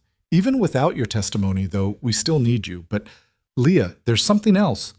Wells wrote about Trevor specifically, about his last words. Leah tensed. Tell me. He said to tell you he loved you, that you were his light, and to take care of Atlas. Leah broke down, then sobbing in a way she hadn't since this all began. Noah held her while she cried. Max hugged her legs, and Atlas pressed against her, offering comfort the way only dogs can. He knew, she gasped between sobs. Even dying, he was thinking about me, about Atlas. That's love, Noah said simply. Real love thinks about others even in the worst moments. Max looked up at them with those two wise eyes. Is that why you protected us? Because of love? Noah considered his son's question. He'd acted on instinct training moral obligation. But underneath all that? Yeah, buddy. Everything we do for each other, it's because of love. Even when we're scared. Especially when we're scared. The week progressed with startling normalcy. School runs construction work community dinners at gyms. The threat of cartel retaliation hung over everything, but life insisted on continuing. Max made friends with the Baker boys who thought having a dad who'd fought off corrupt cops was the coolest thing ever. Leah started helping Margaret with her charity work, finding purpose beyond her pursuit of justice. Atlas adapted to his new role as Max's protector and Leah's emotional anchor with remarkable grace. Friday afternoon, the house was officially habitable. Basics still needing finish work, but with functioning plumbing, electricity, and heating. They stood in the empty living room, their voices echoing off bare walls. When do we move in? Max asked, bouncing with excitement. We need furniture first, Noah pointed out.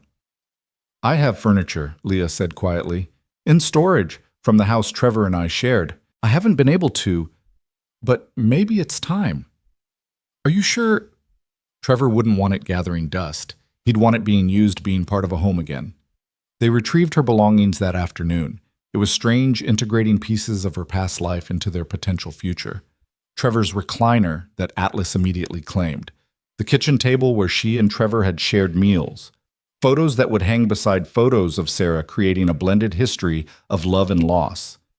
This is weird, Max announced, looking at a picture of Trevor in his police uniform. Why's that Buddy? Because he's dead, but he's still here. Like Mom. They're both still here even though they're gone. That's not weird, Leah said gently. That's family. Family includes everyone we've loved, even the ones we've lost. So Trevor is family and Mom. If you're okay with that, Max considered seriously. Atlas loved Trevor, and Atlas is really smart. So Trevor must be good family. And Mom already is family, so yeah, okay. The simplicity of childhood acceptance made the adults' eyes water. That night, their first in the new house, they camped in the living room, sleeping bags on the floor, Atlas sprawled between them, Max insisting it was the best adventure ever. The house creaked and settled around them, finding its rhythm with new occupants. Are you happy? Max asked into the darkness. Yes. Noah answered, surprised to find it was true. Me too, Leah said softly. Me 3, Max said. And Atlas is 4, but he's asleep. They lay there listening to the dogs snoring, to the wind outside, to the sound of their own breathing synchronizing. It wasn't the life any of them had planned. It was born from tragedy, built on loss, shadowed by threat. But it was theirs. I love you guys, Max said sleepily. Love you too, buddy, Noah replied. Leah's hand found Noah's in the darkness, squeezing gently. She didn't say the words too soon, too complicated, but the sentiment was there in the touch. Saturday morning brought news from Agent Chen. 3 cartel members had been arrested trying to cross into Colorado. The threat wasn't over, but it had been diminished. They're pulling back, Chen explained. Cost-benefit analysis. You're too protected, too visible. It's not worth the resources. So we won. You survived. Sometimes that's the same thing. The weekend was spent settling in properly. Jim and Margaret helped arrange furniture, Tom Baker's kids helped paint Max's room, and half the town seemed to drop by with housewarming gifts. It was overwhelming and beautiful, this community, that had finally found its courage. Sunday evening, as they sat on the newly built porch watching the sunset, Max asked the question Noah had been dreading. "Are you and Leah going to get married?" Noah and Leah exchanged glances. "Maybe someday," Leah answered carefully. When we're ready." "How will you know when you're ready?" It was Noah who answered, "When the idea of forever doesn't seem scary anymore." "Is it scary now?" "A little," Noah admitted. "Why?" "Because we've both lost people we thought we'd have forever with. It's hard to believe in forever again." Max digested this with unusual gravity. But isn't it better to try for forever and maybe lose it than to not try at all? Out of the mouths of babes once again. "You're absolutely right," Leah said, looking at Noah with something that might have been hope. That night after Max was asleep, Noah and Leah sat on the porch with Atlas between them, not talking, just existing in comfortable silence. The stars were brilliant above them, the mountains dark shadows against the sky. "I'm not ready for forever," Leah said eventually, "but I'm ready for tomorrow. Tomorrow's a good start. And the day after that, we'll figure it out when we get there." She moved closer and he put his arm around her, pulling her against his side. Atlas's tail thumped approval. "Thank you," she said quietly. "For what?" "For saving me. For fighting for me. For giving me a reason to keep going when justice wasn't enough anymore. You gave us the same thing. Max and I were just existing before you crashed into our lives." "Literally crashed? Best car accident ever." She laughed, the sound carrying across the quiet land. Somewhere in the distance a coyote howled, but Atlas didn't even raise his head. He was home. They all were in this unlikely configuration of souls who'd found each other in the darkness. The next morning would bring new challenges. The trials would start soon, requiring Leah to relive trauma repeatedly. Max would need therapy to process what he'd witnessed. Noah would have to reconcile the peaceful life he'd wanted with the violence he'd been capable of. They'd all have to learn to trust in permanence again. But that was tomorrow's worry. Tonight they had this a house becoming a home, a family forged in crisis, a future uncertain but no longer unbearable. The ghosts of Trevor and Sarah would always be with them, woven into the fabric of who they were becoming. But maybe that was okay. Maybe love wasn't about replacing what was lost, but about having the courage to add to it. Atlas shifted, laying his head on Leah's lap, while keeping his body pressed against Noah's leg, physically connecting them. It was, Noah thought, a perfect metaphor for what they were building, connections that bridged past and present loss and hope, fear and love. "I think we're going to be okay," Leah said, as if reading his thoughts. "Yeah," Noah agreed. "I think we are." And for the first time in years, he actually believed it. 6 months later, the first snow of winter began falling as Noah stood in the courthouse hallway watching Leah through the small window in the door. She was on the witness stand again, the 5th trial, her voice steady as she recounted Trevor's murder for what felt like the 100th time. Each telling scraped away another piece of her, but she never wavered, never let them see how much it cost her. Max sat beside Noah on the bench doing homework with Atlas at his feet. They'd become fixtures at the courthouse, a strange little support system that showed up for every testimony. The security guards knew them by name, now always had a dog treat ready for Atlas. "Is she almost done?" Max asked, not looking up from his math worksheet. "Almost, buddy. This is the last one for this week." "Good. She's tired. Atlas knows he's been extra careful with her." Noah looked down at the German Shepherd, who was indeed watching the door with unusual intensity, ready to comfort Leah the moment she emerged. The dog had become even more attuned to her emotional state over the months, often knowing she needed support before she did. The door opened and Leah walked out, her professional mask firmly in place until she saw them.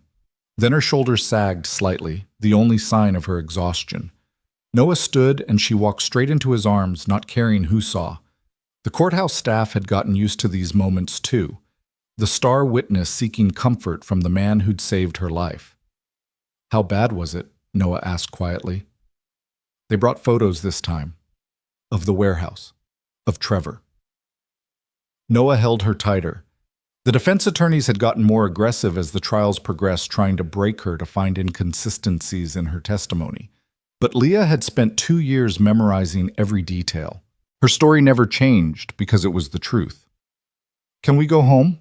Max asked, and the simple question, the way he said home, so naturally seemed to ground Leah. "Yeah," she said, pulling back from Noah to ruffle Max's hair. "Let's go home." The drive back to Millbrook was quiet snow falling heavier as they climbed into the mountains. The house Jim had helped them rebuild stood warm and welcoming, smoke rising from the chimney where Noah had left a fire burning. It looked like something from a Christmas card, peaceful and perfect, no sign of the violence that had brought them together. Inside, the transformation was complete. What had been an abandoned foreman's house was now unmistakably a home. Max's artwork covered the refrigerator. Leah's law enforcement commendations hung next to Noah's military medals. Photos covered the mantel. Sarah and Noah on their wedding day, Trevor and Leah at their academy graduation, Max's school pictures and new ones of all of them together, Atlas always prominently featured. "I'll make dinner," Noah offered, but Leah shook her head. "I need to do something normal. Let me cook." She'd been doing that more lately, needing routine tasks to ground herself after testimonies. Noah understood. After particularly bad days in Afghanistan, he'd needed the same thing, something mundane and life-affirming, to remind him the whole world wasn't violence and loss. While Leah cooked, Noah helped Max with his homework. Atlas sprawled between them like a furry rug. These quiet domestic moments had become precious proof that they'd built something real from the ashes of their trauma. "Dad," Max said suddenly, "Ms. Henderson wants to know if you'll talk to the class about Veterans Day." I don't know, buddy." "Please, Jason's dad is talking about being in the Navy, and Susie's grandpa is talking about Vietnam. I want you to come too." Noah had spent years avoiding talking about his service, but looking at Max's hopeful face, he found himself nodding. "Okay, but I'm not wearing my dress uniform." "Deal." Max grinned, then added more quietly, "Maybe Leah could come too. She's kind of a veteran too, right? A police veteran." "You'd have to ask her." "Ask me what?" Leah called from the kitchen. Max bounded over to explain, and Noah watched Leah's face soften as she listened. She'd been suspended from the force pending the outcome of all the trial's standard procedure, but it ate at her. Being called a police veteran by a 7-year-old clearly meant something. "I'd be honored," she told Max, who whooped and ran to tell Atlas the good news as if the dog would understand. Dinner was quiet, comfortable. They'd developed their own rhythms over the months, Max chattering about school, Noah and Leah sharing looks over his head, Atlas patiently waiting for someone to drop food. It was beautifully ordinary, which made it extraordinary, given where they'd all started. After Max went to bed, Noah found Leah on the porch, despite the cold, watching the snow fall. It had become her thinking spot, the place she went when the weight of everything pressed too hard. 3 more trials, she said as he joined her. 3 more times I have to look at crime scene photos and pretend Trevor's death is just evidence instead of the worst day of my life. You don't have to pretend anything. You just have to tell the truth. The truth. She laughed bitterly. The truth is I'm tired, Noah. Tired of being strong, tired of being the perfect witness, tired of living in the past when all I want is to move forward. Then stop. She looked at him sharply. What? You've testified in 12 trials, 12 convictions. The FBI has everything they need for the remaining cases. Wells's confession. The physical evidence, the paper trail you compiled. They don't need you to keep tearing yourself apart. But nothing. You've done enough, Leah. More than enough. Trevor wouldn't want you destroying yourself for justice that's already been served. She was quiet for a long moment. Agent Chen said something similar yesterday. Said I'd given them everything they needed, that the remaining trials were formalities. So why keep putting yourself through it? Because, she paused, really thinking about it. Because I don't know what else to do. For 2 years, getting justice for Trevor was my whole life. Then surviving the aftermath, testifying, making sure they all paid. Without that, who am I? Noah turned her to face him. You're Leah Morgan. You're the woman who fought corruption when everyone else was too scared. You're the person Max asks for when he has nightmares. You're the one Atlas trusts to understand his moods. You're... He paused, gathering courage. You're the woman I'm falling in love with. The words hung in the snowy air between them. They'd been dancing around it for months, careful not to push too hard or move too fast. But standing there seeing her pain, Noah couldn't hold back anymore. Noah, I know it's complicated. I know we both have ghosts, but Leah, at some point we have to choose whether we're living for the dead or the living. She kissed him, then fierce and desperate, like she was trying to choose life through sheer force of will. When they pulled apart, she was crying. I want to be done, she whispered. I want to stop living in that warehouse watching Trevor die over and over. I want to just be here with you and Max and Atlas. Is that wrong? That's the most right thing you've said in months. They stayed on the porch until the cold drove them inside, then sat by the fire, planning what came next. Leah would tell Chen she was done testifying. She'd apply for a position with the state police, something that would let her stay in law enforcement, but without the weight of Millbrook's history. They'd finish settling into their life together, whatever that ended up looking like. Max wants us to get married, Leah said suddenly. Max wants a lot of things. He also wants a pet dinosaur. No, I mean... She turned to face him fully. He asked me yesterday, said his mom had been gone long enough that she wouldn't mind if I wanted to be his mom too. Noah's throat tightened. What did you tell him? That being someone's mom was a big responsibility, and I'd have to make sure I was good enough at it first. And he said I was already good at it, I just didn't have the official title yet. Kid's too smart for his own good. Gets it from his dad. Leah took a breath. Noah, I need to tell you something about Trevor and me before he died. Noah waited, sensing this was important. We were having problems. Nothing major, just drifting. The miscarriage had been hard and we handled it differently. He threw himself into work, I pulled away. We were in counseling trying to find our way back to each other. The night he died, we'd had a fight about him taking extra shifts instead of coming to therapy. Leah, I'm not telling you this to diminish what we had. I love Trevor completely, but I need you to know that you're not competing with a perfect ghost. Trevor was human. Our marriage was human with all the complications that implies. What I'm building with you, it's not a replacement or a consolation prize. It's something entirely new. Noah pulled her close. Sarah and I were the same. The last year before she died, we'd been struggling. Having Max so young, my PTSD from deployment, her long hours at the hospital. We loved each other. But love doesn't make everything easy. The day she died, we'd argued about me forgetting to pick up milk. Such a stupid last conversation. They held each other, these two people who understood that love was complicated, that loss didn't erase the difficulties, that moving forward meant accepting all of it, the good and bad, the perfect memories and the imperfect realities. Atlas patted over, sensing the heavy emotions, and wedged himself between them, making them both laugh. Moment killer, Leah accused fondly. He learned from Max, Noah said. As if summoned by his name, Max appeared in his pajamas. I can't sleep. My brain won't turn off.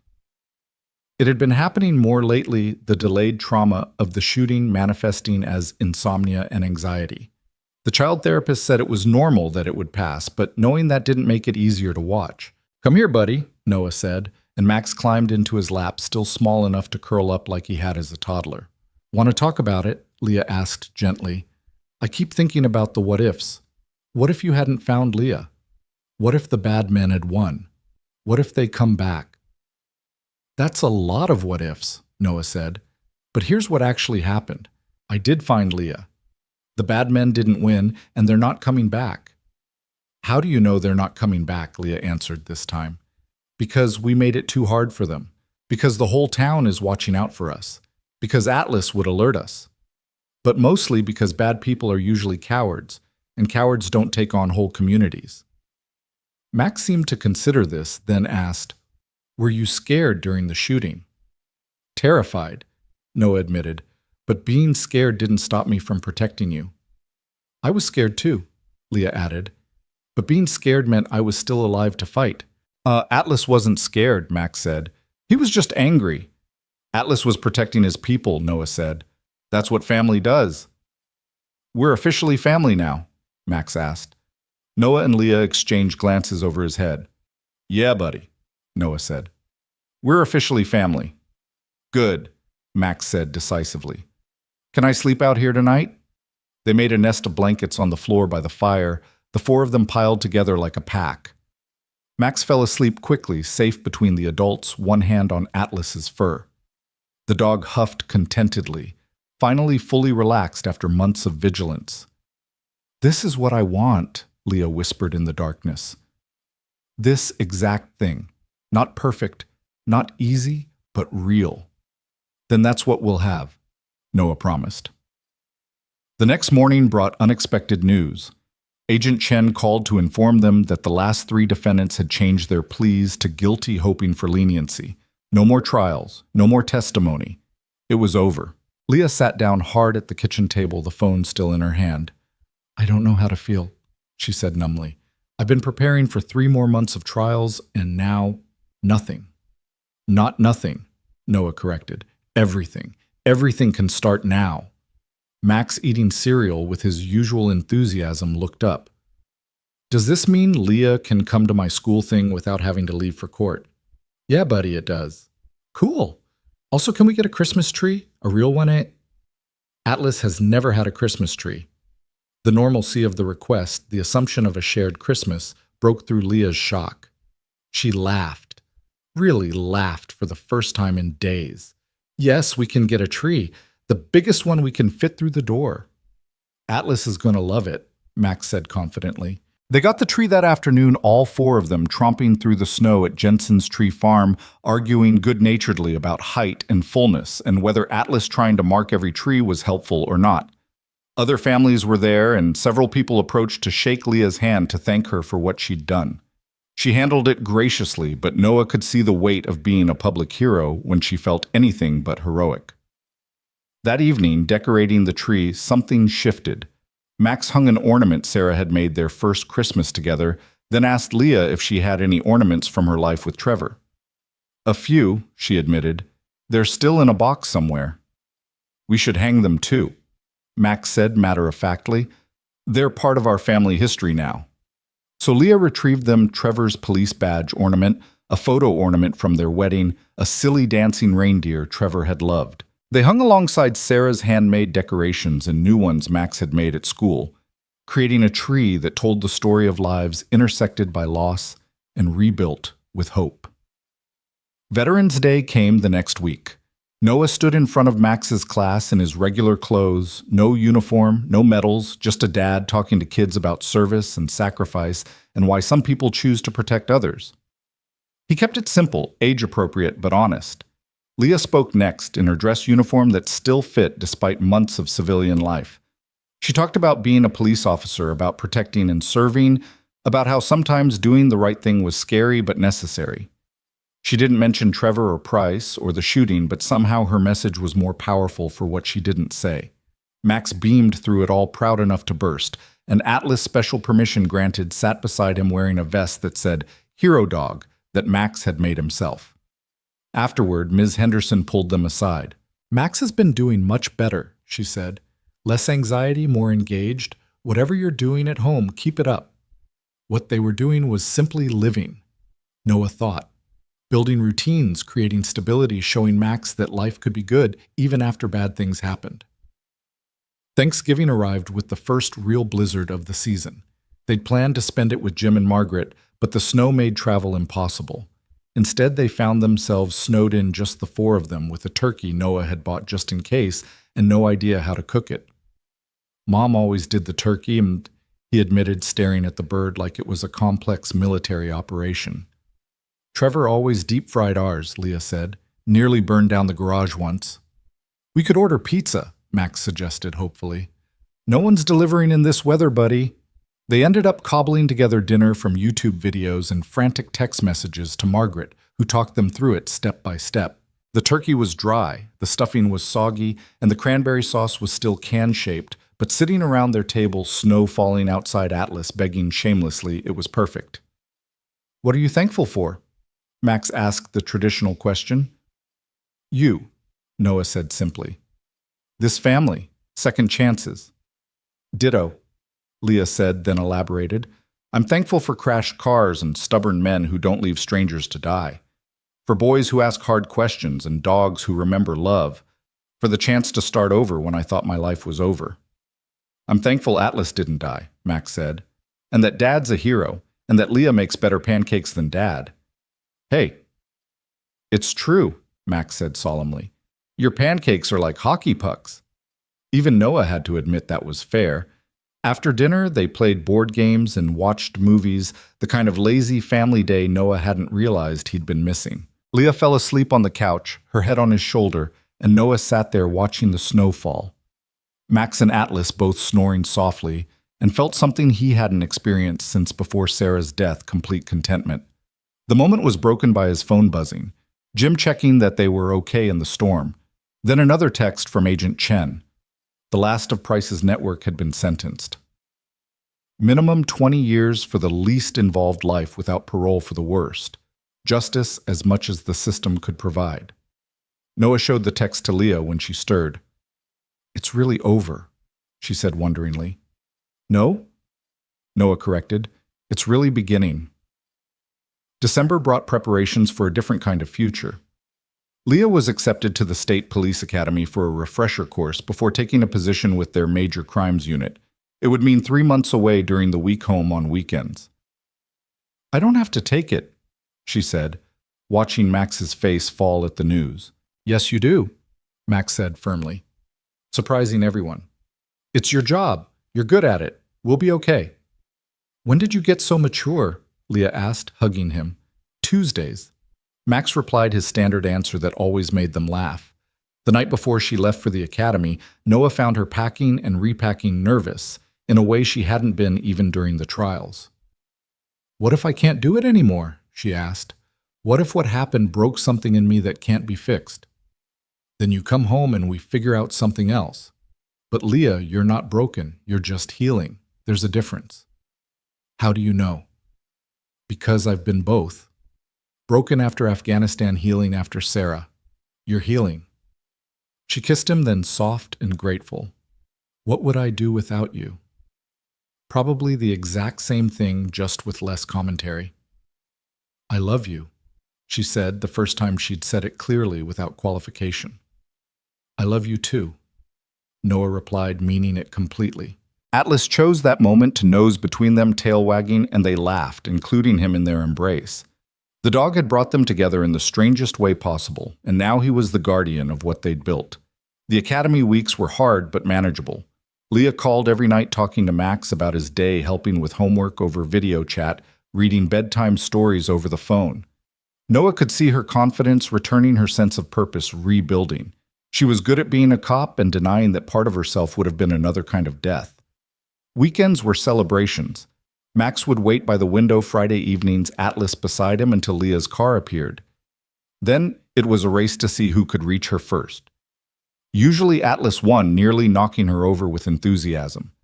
During one of these weekends, 2 weeks before Christmas, Max made an announcement. I want to change my name. Noah and Leah exchanged confused glances. What do you mean, buddy? Noah asked. Not my whole name, just I want to add Morgan to it. Max Reed Morgan. Or Morgan Reed, is that okay? Leah's eyes filled with tears. Max, you don't have to. I want to. You're my mom now, right? Not my first mom, but my now mom. So I should have your name too. Noah watched Leah struggle for words, finally just pulling Max into a fierce hug. We'll need to do paperwork, Noah said, his own voice rough. Make it official. Can we do it before Christmas? Max asked hopefully. We can try. They did more than try.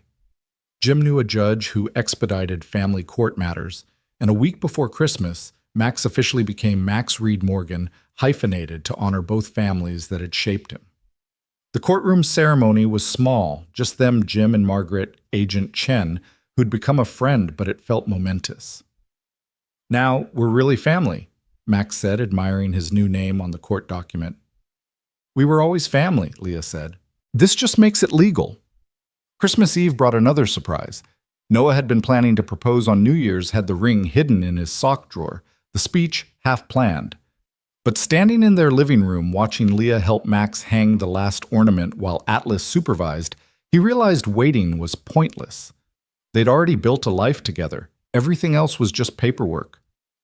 "Marry me," he said suddenly. Leah nearly dropped the ornament. "What?" "Marry me. Not someday, not when we're ready, not when some arbitrary amount of time has passed. Marry me now, or tomorrow, or next week. But soon." "Dad, you're supposed to get on one knee," Max Stage whispered. Noah dropped to one knee, pulling out the ring he'd impulsively grabbed. "Leah Morgan, you crashed into my life literally and changed everything. You brought light back into our darkness. You gave Max another parent to love. You gave Atlas his purpose back. You gave me a reason to believe in forever again. Will you marry us, all of us?"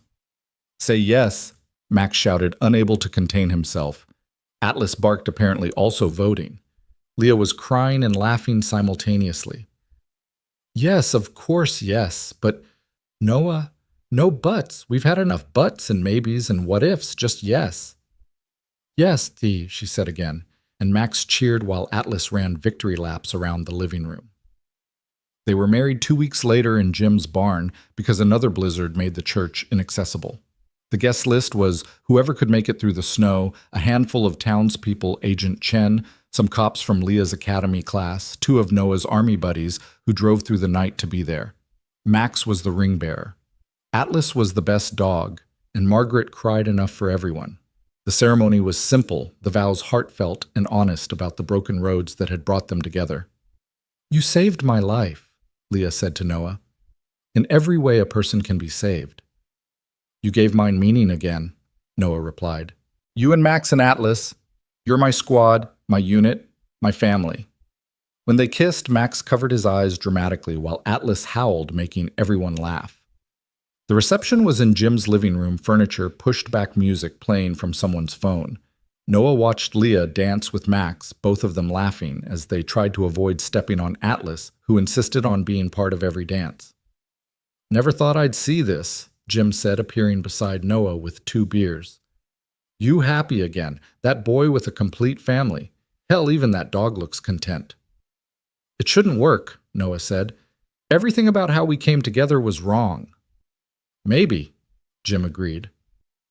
"Or maybe it was exactly right.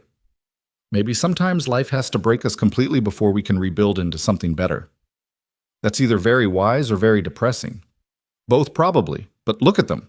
He gestured to where Leah was now teaching Max some complicated dance move while Atlas tried to participate. "Tell me that's not worth everything you went through to get here." Noah couldn't argue with that. Later, much later, after Max had fallen asleep on the couch and been carried to the guest room after the last guests had trudged home through the snow, Noah and Leah stood in the barn doorway watching the night sky. "No regrets?" he asked. "None. You?" "I regret not finding you sooner. You found me exactly when you were supposed to. Any earlier and we wouldn't have been ready. Any later and it would have been too late." "That's a very romantic view of me discovering you bleeding in a crashed police cruiser." "Romance is relative," Leah said. "Besides, our story was never going to be conventional." "What do you think Trevor and Sarah would say about us?" Leah considered. "I think they'd be glad we found each other. They loved us enough to want us happy, even if that happiness came after they were gone. Max asked me once if they were friends now in heaven. What did you tell him?" "That I hoped so. That they had a lot in common, loving difficult people dying too young, leaving behind families that had to figure out how to go on. We did okay with the going on part. Better than okay." They stood there in comfortable silence, 2 people who'd lost everything and somehow found even more until Atlas appeared and herded them inside with the patient insistence of a dog who knew his people needed to be warm.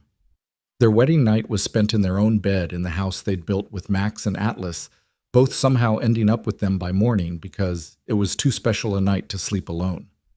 And maybe that was perfect too, Noah thought, watching the sunrise paint the mountains gold, while his family, complete, complicated, and utterly perfect, slept around him. They'd been forged in crisis, built on loss, shadowed by threat, but they'd emerged as something stronger than the sum of their broken parts. The single dad who'd found a dying cop had become a husband again. The widow seeking justice had become a mother. The The traumatized child had gained a family.